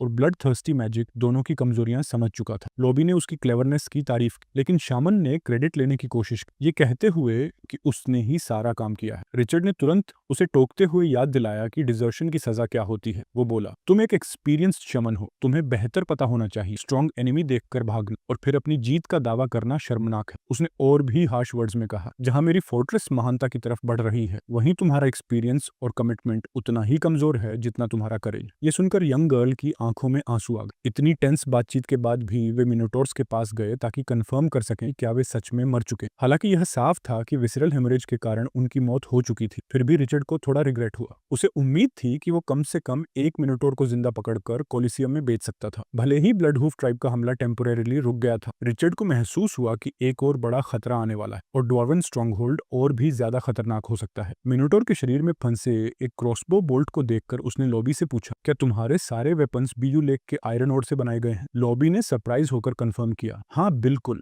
रिचर्ड को सिस्टम की वजह से कोई डर नहीं था। उसे पता था कि जैसे जैसे वॉर आगे बढ़ेगी उसे अपनी जरूरत की चीजें मिल जाएंगी। फिलहाल उसने ड्वार्फ्स की मदद पर फोकस करने का प्लान बनाया। उसने लॉबी को सजेस्ट किया, हमें ज्यादा क्रॉसबोज और बोल्ट्स बनाने शुरू कर देने चाहिए, ये फ्यूचर में बहुत क्रूशल होंगे। लेकिन लॉबी थोड़े परेशान लग रहे। उन्होंने बताया, एरोज बनाना तो आसान है लेकिन क्रॉसबोज का बेड तैयार करना बहुत चैलेंजिंग है। तभी सेंडक ने रिचर्ड को इनवाइट किया कि वो उनके साथ चले और खुद देखे कि असली प्रॉब्लम क्या है। कासल पहुंचने पर रिचर्ड को वो जगह काफी छोटी लगी, जिस पर लॉर्ड ने हंसते हुए कहा, मैंने कभी ह्यूमंस को अकोमोडेट करने के बारे में सोचा ही नहीं। लॉबी ने उसे क्रॉसबो बेड्स दिखाए जो उन्होंने बनाए, ये काफी ज्यादा पावरफुल और लॉन्ग रेंज वाले। रिचर्ड ने सजेस्ट किया कि उनकी एम बेहतर करने के लिए उन पर बिनोक्यूलर्स लगाए जा सकते। लॉबी ने समझा, असली समस्या स्ट्रिंग्स, क्रॉसबाउ के बेड पूरी तरह स्टील से बने, इसलिए ऑर्डिनरी शेप टेंडन्स इतनी टेंशन को हैंडल नहीं कर पाते। उन्होंने बताया कि ड्राइड और dehydrated giant Monica leech tendons काम कर सकते, लेकिन वो बहुत रेयर हैं और आसानी से नहीं मिलते। उनका रिचर्ड के मन में एक आइडिया आया और उसने उत्साहित होकर पूछा, क्या तुम्हारे पास कुछ सोने की मुद्राएं हैं?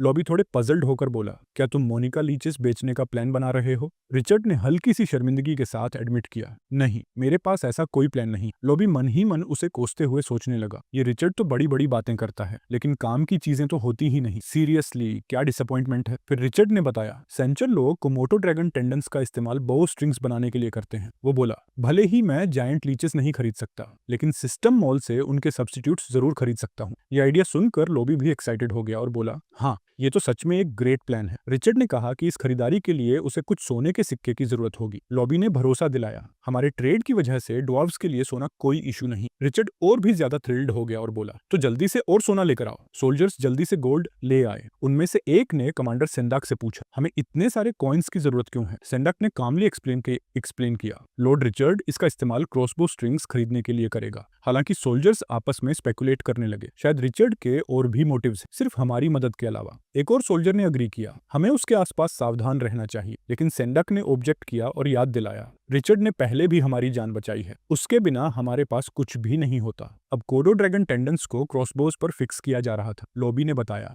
नए बो स्ट्रिंग्स पहले से ज्यादा ड्यूरेबल हैं, लेकिन अगर दुश्मनों की संख्या फिर से ज्यादा हुई तो ये ज्यादा देर तक नहीं टिक पाएंगे। रिचर्ड ने मुस्कुराकर पूछा, क्या तुम वॉर हारने से डर रहे हो? लॉबी की आंखों में आंसू आ गए और उसने कबूल किया, आधे महीने की लड़ाई के बाद हमारे कई लोग घायल या मारे जा चुके हैं, अब और नुकसान बर्दाश्त नहीं कर सकते। लॉबी के डर को देखकर रिचर्ड ने रिवील किया, इस वॉर की असली वजह आयरन ओर है। उसने सुझाव दिया, हमें फिलहाल लेक व्यू से पीछे हट जाना चाहिए। दुश्मन इसी आयरन ओर के पीछे है। जब दुश्मन आपस में लड़ते लड़ते कमजोर हो जाएगा तब हम लेक व्यू वापस ले सकते हैं। लॉबी ने हाथ हिलाते हुए तुरंत मना कर दिया। उसने समझाया, लेक व्यू में सिर्फ आयरन ओर ही नहीं है बल्कि एक सीक्रेट भी है जो रिवील नहीं किया जा सकता। रिचर्ड को शक हुआ कि ड्वार्फ्स शायद लेक व्यू के नीचे कुछ और छुपा रहे हैं। इस समय काउंसिल हॉल में ड्वार्फ्स ये डिस्कस कर रहे थे कि क्या लेक के नीचे छुपे हुए सीक्रेट को रिचर्ड को बताया जाए या नहीं। सेंडक ने पॉइंट किया, जो चीज हमारे लिए इंपॉर्टेंट है वो रिचर्ड के लिए उतनी वैल्यूएबल नहीं हो सकती। हालांकि उन्हें पता था कि रिचर्ड आयरन ओर के लिए आया है, लेकिन उसने कभी फोर्सफुल तरीके नहीं अपने जैसे उनके दुश्मनों ने किया था। अब उनकी ताकत भी इतनी नहीं थी कि वे आने वाली दुश्मन सेनाओं का मुकाबला कर सके। किसी सीक्रेट को छुपाने के बजाय और अनाहिलेशन का रिस्क लेने के बजाय क्यों न किसी एलाई को ढूंढा जाए। काफी डिस्कशन के बाद लॉबी ने फैसला किया कि वो खुद रिचर्ड को वो सीक्रेट दिखाएगा। इस बीच दो ट्रोल्स ने एक नई मैजिक आर्ट को अवेकन किया था जिसका नाम था फ्लावरिंग आर्ट। रिचर्ड इस बात से इरिटेट हो गया और अपनी नाराजगी शमन पर निकाली। शमन ने खुद को डिफेंड किया, तुम हमेशा मेरी टीचिंग्स को इग्नोर करते हो, जैसे स्टोन स्किन आर्ट को भी किया था। एनी ने सलाह दी,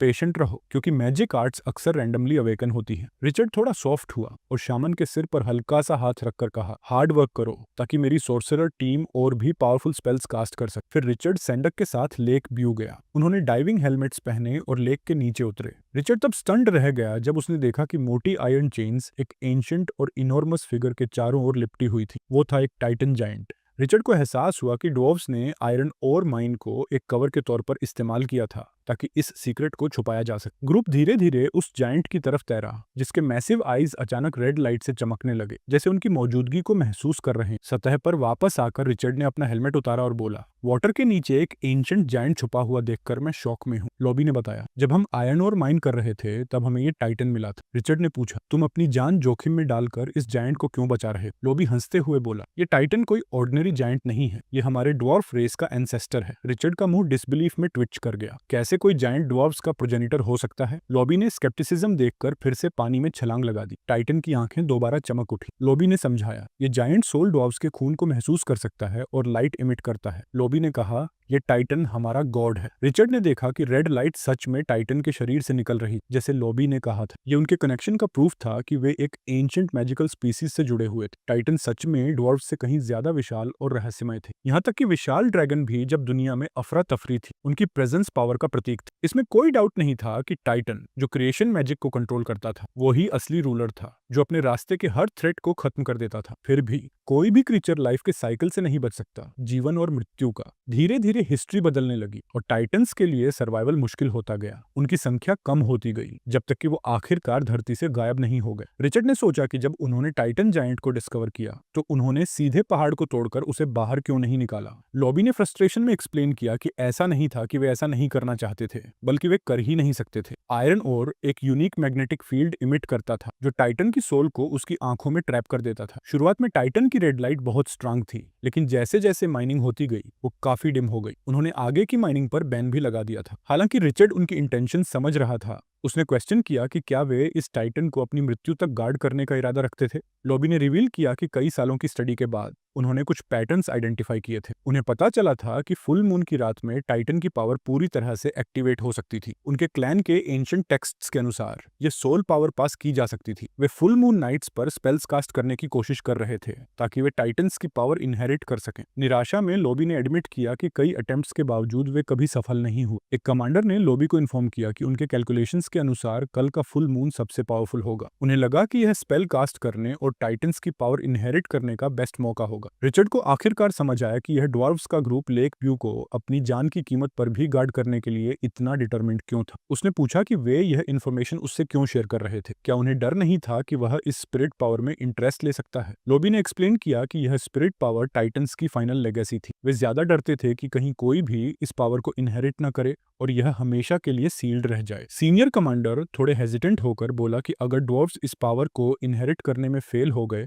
तो शायद रिचर्ड ट्राई कर सकता है। रिचर्ड ने इंटरेस्ट न दिखाते हुए कहा कि अगर ड्वार्फ्स बार बार फेल हुए हैं, तो एक ह्यूमन के पास क्या चांस, क्या वो बस खुद को फेलियर के लिए तैयार कर रहा है। सीनियर कमांडर ने इंसिस्ट किया कि शायद वह सक्सीड कर सकता है, क्योंकि वह दूसरों से स्ट्रॉन्गर था। रिचर्ड ने एक्सप्लेन किया कि स्पिरिट और बॉडी का कनेक्शन बहुत गहरा होता है, जिससे ड्वार्फ्स के लिए ज्यादा चांसेस होते हैं सक्सेस। लॉबी हंस पड़ा और माना कि रिचर्ड की बात वैलिड थी। रिचर्ड ने फिर सजेस्ट किया कि उन्हें वापस चलना चाहिए, क्योंकि ज्यादा देर रुकना सस्पिशन पैदा कर सकता है। रास्ते में लॉबी ने उससे सब कुछ सीक्रेट रखने को कहा, खासकर मिस एनी से। रिचर्ड ने अग्री किया और ट्राइब के स्टोन हाउस में वापस चला गया। बाद में जब रिचर्ड आराम कर रहा था, गुंथर ने उससे उसके सडन और सस्पिशियस डिसअपीयरेंस के बारे में पूछा। रिचर्ड ने जल्दी से एक स्टोरी बना दी कि वह गलती से लेक में गिर गया था। फिर उसने टॉपिक बदलते हुए पूछा कि बाकी लोग कहाँ हैं। गुंथर ने बताया कि मिस एनी ट्रोल्स को ट्रेन कर रहे शामन से मिलने गई थी और हैदर व बाकी लोग सेंट्री ड्यूटी पर थे। रिचर्ड ने सोचा कि काश ड्वार्फ्स टाइटन की स्पिरिट पावर को इनहेरिट कर पाते। तभी हैदर अर्जेंसी में दौड़ती हुई आई और बताया कि एनिमी ट्राइब से सिर्फ 70 मील दूर थे। इस समय हमला ड्वार्फ्स के लिए अनफेवरेबल था। रिचर्ड ने एनिमी के नंबर्स के बारे में पूछा और हैदर ने रिपोर्ट किया कि उनकी आर्मी में 5000 से ज्यादा सोल्जर्स थे। रिचर्ड ने स्मर्क किया। लगता था कि कल रात फिर से एक बड़ी बैटल होगी, वो भी फुल मून के नीचे। थंडरस्टॉर्म के बावजूद ड्वार्फ आर्मी ने जल्दी से डिफेंसिव फोर्टिफिकेशन सेट कर ली। फुली आर्म्ड सोल्जर्स ने एक मजबूत वॉल बना ली थी, जिससे एनिमी को रोकना आसान हो सके। बिनोकुलस से देख रहे एनिमी के चीफ ने आर्म्ड ड्वार्फ्स को होपलेस कहकर उनका मजाक उड़ाया और अपनी आर्मी को सनसेट से पहले ड्वार्फ फोर्ट्रेस कैप्चर करने का ऑर्डर दिया। मैसिव आर्मी ऑफ बारमैन ने फोर्ट्रेस की ओर मार्च करना शुरू किया। यह देख लॉबी डर गया और लमेंट करने लगा कि काश उनके पास 2 और दिन होते तो उन्हें यह बैटल लड़नी ही नहीं पड़ती। वे टाइटन की स्पिरिट पावर इनहेरिट कर सकते थे। लॉबी के डिस्पेयर को देखकर रिचर्ड ने उसे स्ट्रांग बने रहने के लिए कहा। रिचर्ड को याद दिलाया गया कि फोर्ट्रेस को उसी पर भरोसा है। तभी ऑर्क अलायंस ने एक फुल स्केल अटैक लॉन्च कर दिया। यह देखकर रिचर्ड ने जल्दी से शहर वॉल्स और नीचे मौजूद आर्चर्स को आदेश दिया कि वो एरोस की एक भारी वेव छोड़ें। डेंस वॉली ने कई ओक्स को मार गिराया, लेकिन यह बेयरमैन और ट्रोल्स के रिलेंटलेस एडवांस को रोक नहीं पाई। शामन शहर की दीवार के ऊपर खड़ा होकर लगातार फायरबॉल स्पेल्स कास्ट कर रहा था। पूरा बैटलफील्ड स्मोक और फायर के क्योटिक मिक्स में बदल गया। दोनों पक्ष फियर्सली लड़ रहे थे, अपनी पूरी स्किल्स का इस्तेमाल कर दुश्मनों को गिराने में जुटे थे, पर सुपीरियर नंबर्स और साइज के कारण बेयरमैन और माइनर्स ने जल्दी ही बैटलफील्ड पर डोमिनेशन शुरू कर दी। रिचर्ड ने सिचुएशन को देखा और तुरंत अपनी तलवार खींच ली। बैटलफील्ड में चार्ज करते हुए एक बेयरमैन का हाथ काट दी और एक टीममेट की जान बचाई, लेकिन इस एक्ट ने बेयर किंग का ध्यान खींच लिया। बेयर किंग ने एक मीटर हैमर उठाया और रिचर्ड पर जोर से हमला किया। रिचर्ड ने अपनी तलवार से ब्लॉक किया, लेकिन ब्लो की ताकत बहुत ज्यादा थी, जिससे उसे चोट आई। यह देखकर बरन सोल्जर्स का मोराल और भी बढ़ गया। रिचर्ड की आंखों में डिटर्मिनेशन की चमक। उसने अपने दांत भींचे और फिर से लड़ाई में कूद पड़ा। बैटल डॉन से डस्क तक जारी रही। बैटलफील्ड लाशों से भर गया था, लेकिन कोई भी हार मानने को तैयार नहीं था। गुंथर ने रिचर्ड को बताया कि दुश्मनों की संख्या बहुत ज्यादा थी और भले ही उन्होंने कई को मार गिराया था, यह खत्म होने का नाम नहीं ले रही थी। रिचर्ड ने सिस्टम पैनल पर नजर डाली। चिंता उसके चेहरे पर साफ झलक रही थी, क्योंकि यह पहली बार था जब उसकी फोर्सेस को इतने बड़े नुकसान का सामना करना पड़ा था। दुश्मनों को लगातार बैटलफील्ड में बढ़ते देख रिचर्ड ने ठंडे दिमाग से रिट्रीट का ऑर्डर दिया, क्योंकि स्थिति बहुत ही गंभीर हो चुकी। अब उनकी एकमात्र उम्मीद थी कि वे कासल को होल्ड करें और दुश्मनों को थका दें जब तक जीत का मौका न मिल जाए। कैसल में स्थिति बहुत ही ग्रिम थी। अनगिनत सोल्जर्स मारे जा चुके थे या घायल थे। उनमें से एक सेंडक भी था जो बैटल में गिर गया था। जब रिचर्ड वहां पहुंचा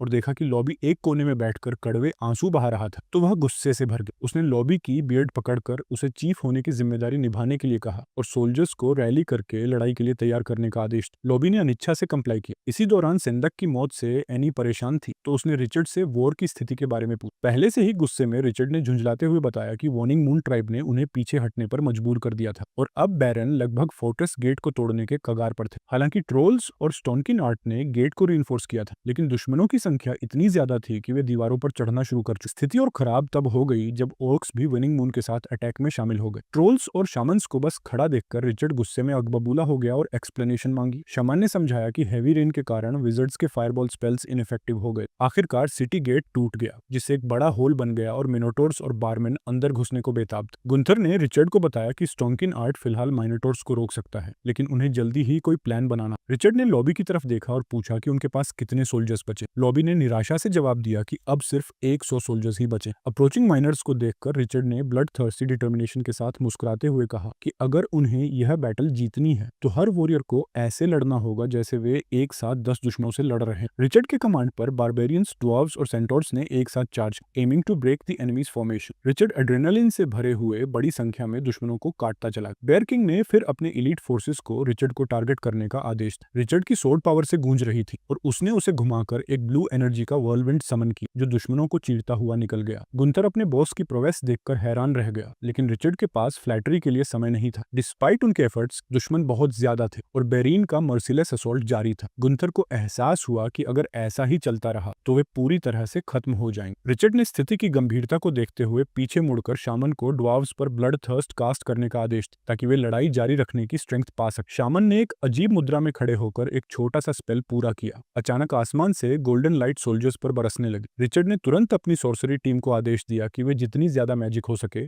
उसे चैनल करें। उसी समय ट्रोल ने ड्वार्व्स पर स्टोन स्किन कास्ट किया और ड्वार्व्स की आंखें लाल हो गई और उनकी शक्ति अचानक सर्ज हो गई। जब एक रैबिट फोल्क ने एक ड्वार्फ पर तलवार से हमला किया तो तलवार टूट गई और ड्वार्फ ने अटैकर को बिना किसी दया के क्रश कर दिया, इससे पहले कि वो रिएक्ट कर पाता। जल्द ही दुश्मन की सेनाएं ड्वार्फ्स के कदमों में गिरने लगी। ये देखकर बेयर किंग ने शीप आर्मी को चार्ज करने का आदेश दिया, लेकिन रिचर्ड तैयार था। उसने ट्रोल को मैजिक का इस्तेमाल करके दुश्मनों के एडवांस को रोकने का आदेश दिया। ट्रोल ने एक स्पेल कास्ट किया और विशाल पेड़ क्लाउड्स तक उगाए, जिससे बैटलफील्ड दो हिस्सों में बंट गया। बेयर किंग गुस्से से तिलमिला गया, लेकिन रिचर्ड तो बस शुरू ही हुआ था। उसने ट्रोल की पीठ थपथपाई और उस पर कूदकर चढ़ गया। फिर उसने ट्रोल को इनविजिबिलिटी स्पेल कास्ट करने को कहा और पेड़ों के बीच से चुपके चुपके दुश्मनों की ओर बढ़ा। बेयर किंग ने रिचर्ड की चालाकी को कोसा, लेकिन इससे पहले कि वह कुछ कर पाता, रिचर्ड की तलवार उसके सीने को चीर चुकी थी। बेयर किंग को यकीन ही नहीं हुआ कि रिचर्ड ने इतनी चुपके से पीछे से आकर उसे फेटल ब्लो दिया। विशाल किंग जमीन पर गिर गया और मर गया। उनके लीडर के मरते ही बैटलफील्ड पर सब फ्रीज हो गए, हैरानी से रिचर्ड को घूरते हुए। भीड़ में किसी ने चिल्लाकर कहा, हमारा किंग्स मारा गया, और तुरंत केओस फैल गया। बारबेरियंस ने इस कंफ्यूजन का फायदा उठाया और भागते हुए दुश्मनों को काट डाला। यही मौका था अटैक को और तेज करने का और विक्ट्री को सिक्योर करने। जब वास्ट वेनिंग मून ट्राइब की सेना पैनिक में रिट्रीट करने लगी, तब रिचर्ड को पहली बार राहत महसूस हुई। उसने पुरानी कहावत याद की, सांप का सिर काट दो तो शरीर अपने आप मर जाएगा। फियर्स बैटल के बाद कासल को सफलतापूर्वक डिफेंड किया गया, भले ही इसकी भारी कीमत चुकानी पड़ी। हालांकि इस लड़ाई ने रिचर्ड के सैनिकों को कीमती अनुभव दिया। जैसे ही रिचर्ड अपने सिस्टम पैनल को चेक कर रहा था, लॉबी उसके पास आया, फुल सेरेमोनियल अटायर में अपने सैनिकों के साथ। लॉबी ने रिचर्ड को बताया कि आज की फुल मून नाइट पर वे टाइटन्स की पावर इनहेरिट करने का सेरेमोनी करेंगे। लॉबी ने समझाया कि यह एक once in a life time मौका हो सकता है और उन्होंने अपने स्ट्रॉन्गेस्ट सोल्जर को रिचुअल के लिए चुना है। लॉबी को उम्मीद थी कि उनके एंसेस्टर्स आज रात उन्हें ब्लेस करेंगे, क्योंकि यह एक सेंचुरी में सबसे लंबा फुल मून था। जब फुल मून अपने पीक पर पहुंचा, ड्वार्व्स ने लेक में छलांग लगाई और उसका पानी ड्रेन करके सेरेमोनी शुरू। रिचर्ड को इसमें ज्यादा इंटरेस्ट नहीं था, लेकिन क्यूरियोसिटी और लॉबी के साथ पिछले अग्रीमेंट के कारण उसने भी हिस्सा लेने का फैसला किया। ग्रुप पानी के अंदर गया और जैसे ही ड्वार्व्स ने स्पेल्स कास्ट करना शुरू की, लेक के नीचे दबा टाइटन जायंट धीरे धीरे सतह पर उठने लगा। रिचर्ड अपने साथ एक शामन और एक ट्रोल भी लाया था। दोनों इस विशाल टाइटन पर स्पेल कास्ट होते देखने के लिए उत्साहित। सेरेमोनी शुरू हुई और 3 सबसे मजबूत ड्वार्फ सोल्जर्स को टाइटन्स की पावर इनहेरिट करने के लिए चुना गया। लॉबी ने अपने सिर के ऊपर एक लकड़ी घुमाई, जैसे किसी बुचर ने मक्खी भगाने की कोशिश। शामन ने उसे जल्दी से टोका और बताया कि यह रिचुअल बुरी किस्मत को दूर करने के लिए, लेकिन लॉबी को इस पर भरोसा नहीं हुआ और उसने पूछा कि क्या पावर इनहेरिटेंस वाकई में रिलायबल है। शमन ने स्वीकार किया कि उसे भी सर्टेनिटी नहीं है, लेकिन बताया कि शमनिक नॉलेज भी जनरेशन से पास होती आई है, ठीक ड्वार्फ्स की ट्रेडिशन। रिचर्ड ने सवाल किया कि अगर शमन इतने पावरफुल होते हैं तो मेजिस उन्हें नीचा क्यों दिखाते हैं, खासकर जब उनके पास 13 सीक्रेट आर्ट्स। शमन ने शांतिपूर्वक समझाया कि आमतौर पर वे सिर्फ आधे आर्ट्स ही इनहेरिट कर पाते और भले ही कोई सक्सेसर 90% नॉलेज हासिल कर ले, वो बाकी 10% को मास्टर करने में अपनी पूरी जिंदगी लगा सकते। तभी ड्वार्फ्स में से एक ने सींग बजाया और टाइटन के सामने एक फायर सर्कल में आग जलाई। फिर प्री सिलेक्टेड कैंडिडेट जो हेयर चुना गया था फायर सर्कल के अंदर गया और गंभीरता से एक स्पेल का जाप करने। रिचर्ड ने धीरे से पूछा, क्या इसमें कोई डेंजर है? शामन ने हल्की सी मुस्कान के साथ जवाब दिया कि अगर हेयर सच में जायंट सोल को इनहेरिट कर सका तो ड्वार्व्स के शरीर इसे सहन नहीं कर पाएंगे और वहीं पर एक्सप्लोजन हो सकता है। ये सुनकर रिचर्ड के माथे पर पसीना आ गया और उसने मन ही मन राहत की सांस ली कि सोल की पावर उसके शरीर में इंजेक्ट नहीं की गई थी। अब डॉवर ने स्पेल का जाप पूरा कर लिया था, लेकिन दुर्भाग्यवश कुछ भी नहीं हुआ। एक के बाद एक ड्वार्फ कैंडिडेट्स फायर सर्कल में गए, लेकिन नतीजा वही रहा। लॉबी के चेहरे पर निराशा साफ झलक रही थी, क्योंकि उनमें से कोई भी केयरफुली सिलेक्टेड ड्वार्व्स क्राइटेरिया पर खरा नहीं उतरा। एक कमांडर ने टाइटन से दया की भीख मांगी, लेकिन कोई रिस्पॉन्स नहीं मिला। लॉबी को लगा जैसे सब कुछ खत्म हो गया है, लेकिन फिर उसे याद आया कि रिचर्ड ने अभी तक कोशिश नहीं। लॉबी ने भौहें सिकोड़ते हुए रिचर्ड को भी प्रयास करने के लिए कहा। रिचर्ड ने इसे गंभीरता से नहीं लिया, लेकिन अनिच्छा से सहमति दी और दूसरों के साथ फायर सर्कल में चला गया। जैसे ही रिचर्ड ने सर्कल में कदम रखा, कुछ अनपेक्षित हुआ। आग। सर्कल सडनली तेजी से चमकने लगा, पूरे क्षेत्र को इंटेंस रोशनी से रोशन करते हुए। ये अचानक परिवर्तन रिचर्ड को चौंका गया, लेकिन सबसे ज्यादा उस विशाल फिगर ने जो उन्हें देख रहा था। जायंट की आंखें चमकने लगी। रिचर्ड ने अनजाने में कुछ ऐसा ट्रिगर किया था जो किसी ने भी अनुमान नहीं लगाया था। टाइटन की आंखें सुनहरे प्रकाश से चमकने लगी, जैसे वो फटने वाली थीं।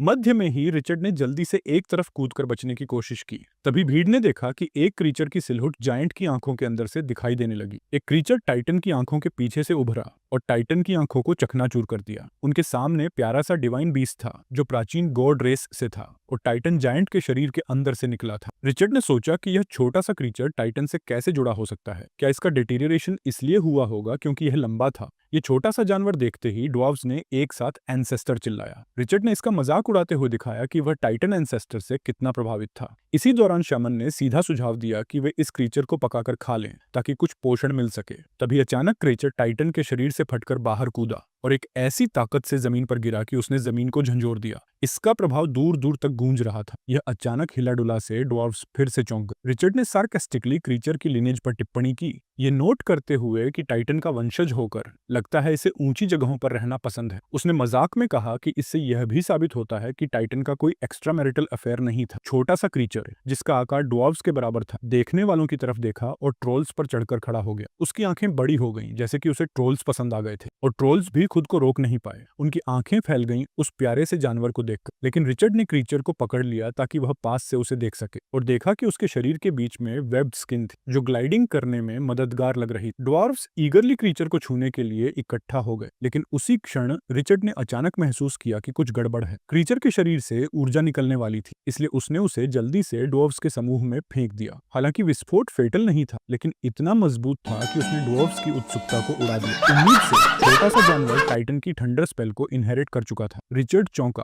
और खुश भी था। एक ड्वार्फ ने उन्हें टाइटन के असंतुलन के बारे में चेतावनी दी। टाइटन जायंट जो झील के बीचों बीच खड़ा था, लगता है कि उसने अपनी मिशन पूरा कर लिया था और धीरे धीरे टूटने लगा। ड्वार्फ का दिल आंसुओं से भर गया। किसी तरह से उस प्यारे क्रीचर को देखकर रिचर्ड ने उसका नाम सीचू रखा। अनेक युद्धों और कठिन जीतों के बाद रिचर्ड अपनी फोर्ट्रेस में लौटता है और एनी उसके पास बैठी हुई है। उसने पूछा कि वह फोर्ट्रेस जल्दी क्यों आना चाहता था, जब तक उन्होंने अपने सहयोग की शर्तों पर बात नहीं की थी। उसने जवाब दी, बस इसे भूल जाओ, वह अपना हिस्सा ले ही लेगी। यह सुनकर एनी गुस्से में आई और पूछा कि क्या रिचर्ड और ड्वार्फ्स उससे कुछ छुपा रहे थे। रिचर्ड, जो कि एक मास्टर ऑफ डिसीट था, घबराया और उसे समझाने की कोशिश की। तभी अचानक सीचू उसके पीछे से कूदकर बाहर निकला, जिससे एनी चौंकी। वह उसे पकड़ने की कोशिश करती, लेकिन उसकी प्यारी सी मासूमियत को देखकर उसे बस प्रशंसा करने लगी। रिचर्ड ने उसे पकड़ लिया और ऐसा स्क्वीज किया जैसे स्ट्रेस बॉल को दबाते हों। उसने एनी से कहा कि ड्वार्फ्स इसे पूजा करना चाहते थे और इसे बड़ा होने तक सेवा देना चाहते थे, लेकिन जैसे ही वह दूर हुआ, क्रीचर ने खाना छोड़ दिया, इसलिए उनके पास इसे रिचर्ड को देने के अलावा कोई विकल्प नहीं। रिचर्ड ने एक बेबी बोतल पकड़ा और क्रीचर को खाना पिलाया, चेतावनी दी कि ज्यादा मत पियो, नहीं तो खुद को गीला कर दोगे। कुछ दिन बाद सभी सुरक्षित फोर्ट्रेस पहुंच गए। कुछ समय बाद एनी व्यापारी सैनिकों के साथ चली गई, ये वादा करते हुए कि वह कुछ दिन बाद और लोग लेकर आएगी ताकि व्यापारिक अनुबंध स्थापित किया जा सके, लेकिन वह कभी नहीं लौटी। इसके बजाय सोलन सिटी के नेता अपने लोगों के साथ आया। रिचर्ड ने उसका स्वागत किया। लॉर्ड ने रिचर्ड की सराहना की, यह कहते हुए कि वह हाल ही में उसका नाम बहुत सुन रहा था और कोरिन सिटी के सभी बार्ड्स रिचर्ड की लेजेंड गा रहे थे। रिचर्ड ने आदरपूर्वक सिर झुकाया और पूछा, क्या आप सिर्फ रास्ते में हैं या यात्रा पर जा रहे हैं? लॉर्ड सोलन, जो इस सवाल से थोड़ा चौंका था, ने कहा कि वह खास तौर पर उससे मिलने आया था। रिचर्ड को इस नए परिणाम पर थोड़ी हैरानी हुई और उसने सोचा कि अब उसे फोर्ट्रेस में लोगों का स्वागत करने में उतना रुचि नहीं रही। लॉर्ड सोलन ने रिचर्ड को बैठने का प्रस्ताव दिया, यह बताते हुए कि उसने कुछ कीमती इंग्रेडिएंट्स हासिल किए थे। यह विचार रिचर्ड को आकर्षित किया और वे दोनों साथ में बैठ गए। हालांकि रिचर्ड ने तुरंत अपनी फैसले पर पछताया जब उसने देखा कि लॉर्ड द्वारा कहा गया डेलिकेसी एक जायंट स्क्विड था। जैसे ही वे खाने की तैयारी कर रहे थे, सीचू रिचर्ड के पास दौड़ता हुआ आया, उस पर कूद पड़ा और उसे एक नट दिया ताकि वह उसे तोड़े। रिचर्ड ने उसे तोड़ा, लेकिन उसे वापस देने की बजाय खुद खा ली, छोड़कर। लिटिल क्रीचर डिसअपॉइंटेड और रिग्रेट कर रहा था अपनी मदद मांगने के फैसले पर। उनकी बातचीत के दौरान लॉर्ड सोलन ने सी को एक मैजिकल बीस्ट बताया, क्योंकि इसमें एलिमेंटल एनर्जी के संकेत दिखते हैं। रिचर्ड ने उसे सही किया और समझाया कि क्रीचर एक टाइटन डिसेंडेंट है। इस क्लैरिफिकेशन के बाद उसने बीस्ट को और कुछ नट्स दिए,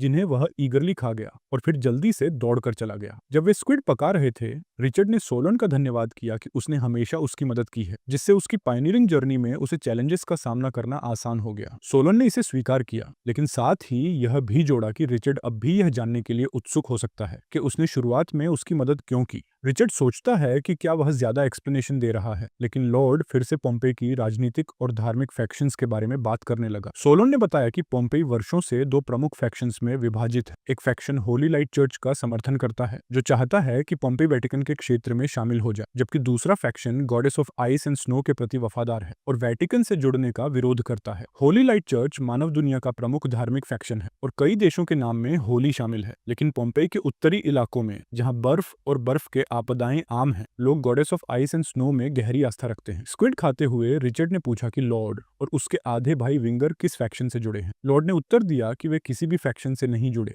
वे मेजेस हैं जो गॉड्स में विश्वास नहीं करते, इसलिए वे न्यूट्रल रहते हैं। रिचर्ड ने भी यह कहा कि वह गॉड्स में विश्वास नहीं करता क्योंकि उसे ऐसा कुछ विश्वास करना असंभव लगता है जिसका कोई प्रमाण न। सोलन ने सहमति जताई और कहा कि अनबिलीवर्स जैसे वे बहुत दुर्लभ हैं और इसी कारण उसने रिचर्ड की मदद करने का निर्णय लिया, क्योंकि रेयर स्पीसीज को बचाना जरूरी होता। रिचर्ड इस रेवलेशन से चौंक गया और थोड़ी नाराजगी महसूस की। लॉर्ड हालांकि स्क्विड के स्वाद का आनंद ले रहा था और बातचीत जारी रखी। रिचर्ड ने पूछा कि क्या लॉर्ड उसे न्यूट्रल फैक्शन में भर्ती करना चाहता है। सोलन ने स्वीकार किया कि यह उसकी योजना, लेकिन रिचर्ड को यह विचार बिल्कुल अच्छा नहीं लगा। उसने दांत भींचते हुए अपनी नाराजगी जताई और कहा कि किसी भी विवाद में न्यूट्रल लोग हमेशा दोनों पक्षों द्वारा हमला किए जाते हैं। सोलन ने सहमति जताई, लेकिन सुझाव दिया कि अगर रिचर्ड को किसी पक्ष का चयन करना है तो उसे होली लाइट चर्च को चुनना चाहिए। इसके बाद सोलोन ने बातचीत को अर्थशास्त्र पर मोड़ दी और 3 सिक्के, एक सोने का, एक चांदी का और एक तांबे का सिक्का टेबल पर रखे। उसने बताया कि पोम्पेई के लोग इन सिक्कों के मूल्य अनुपात को समायोजित कर सकते हैं ताकि गणना करना आसान हो सके, लेकिन वे शायद ऐसा नहीं करते क्योंकि goddess of ice and snow के पास 12 पंख और 24 ओरेकल्स। रिचर्ड ने सिक्के का महत्व समझा,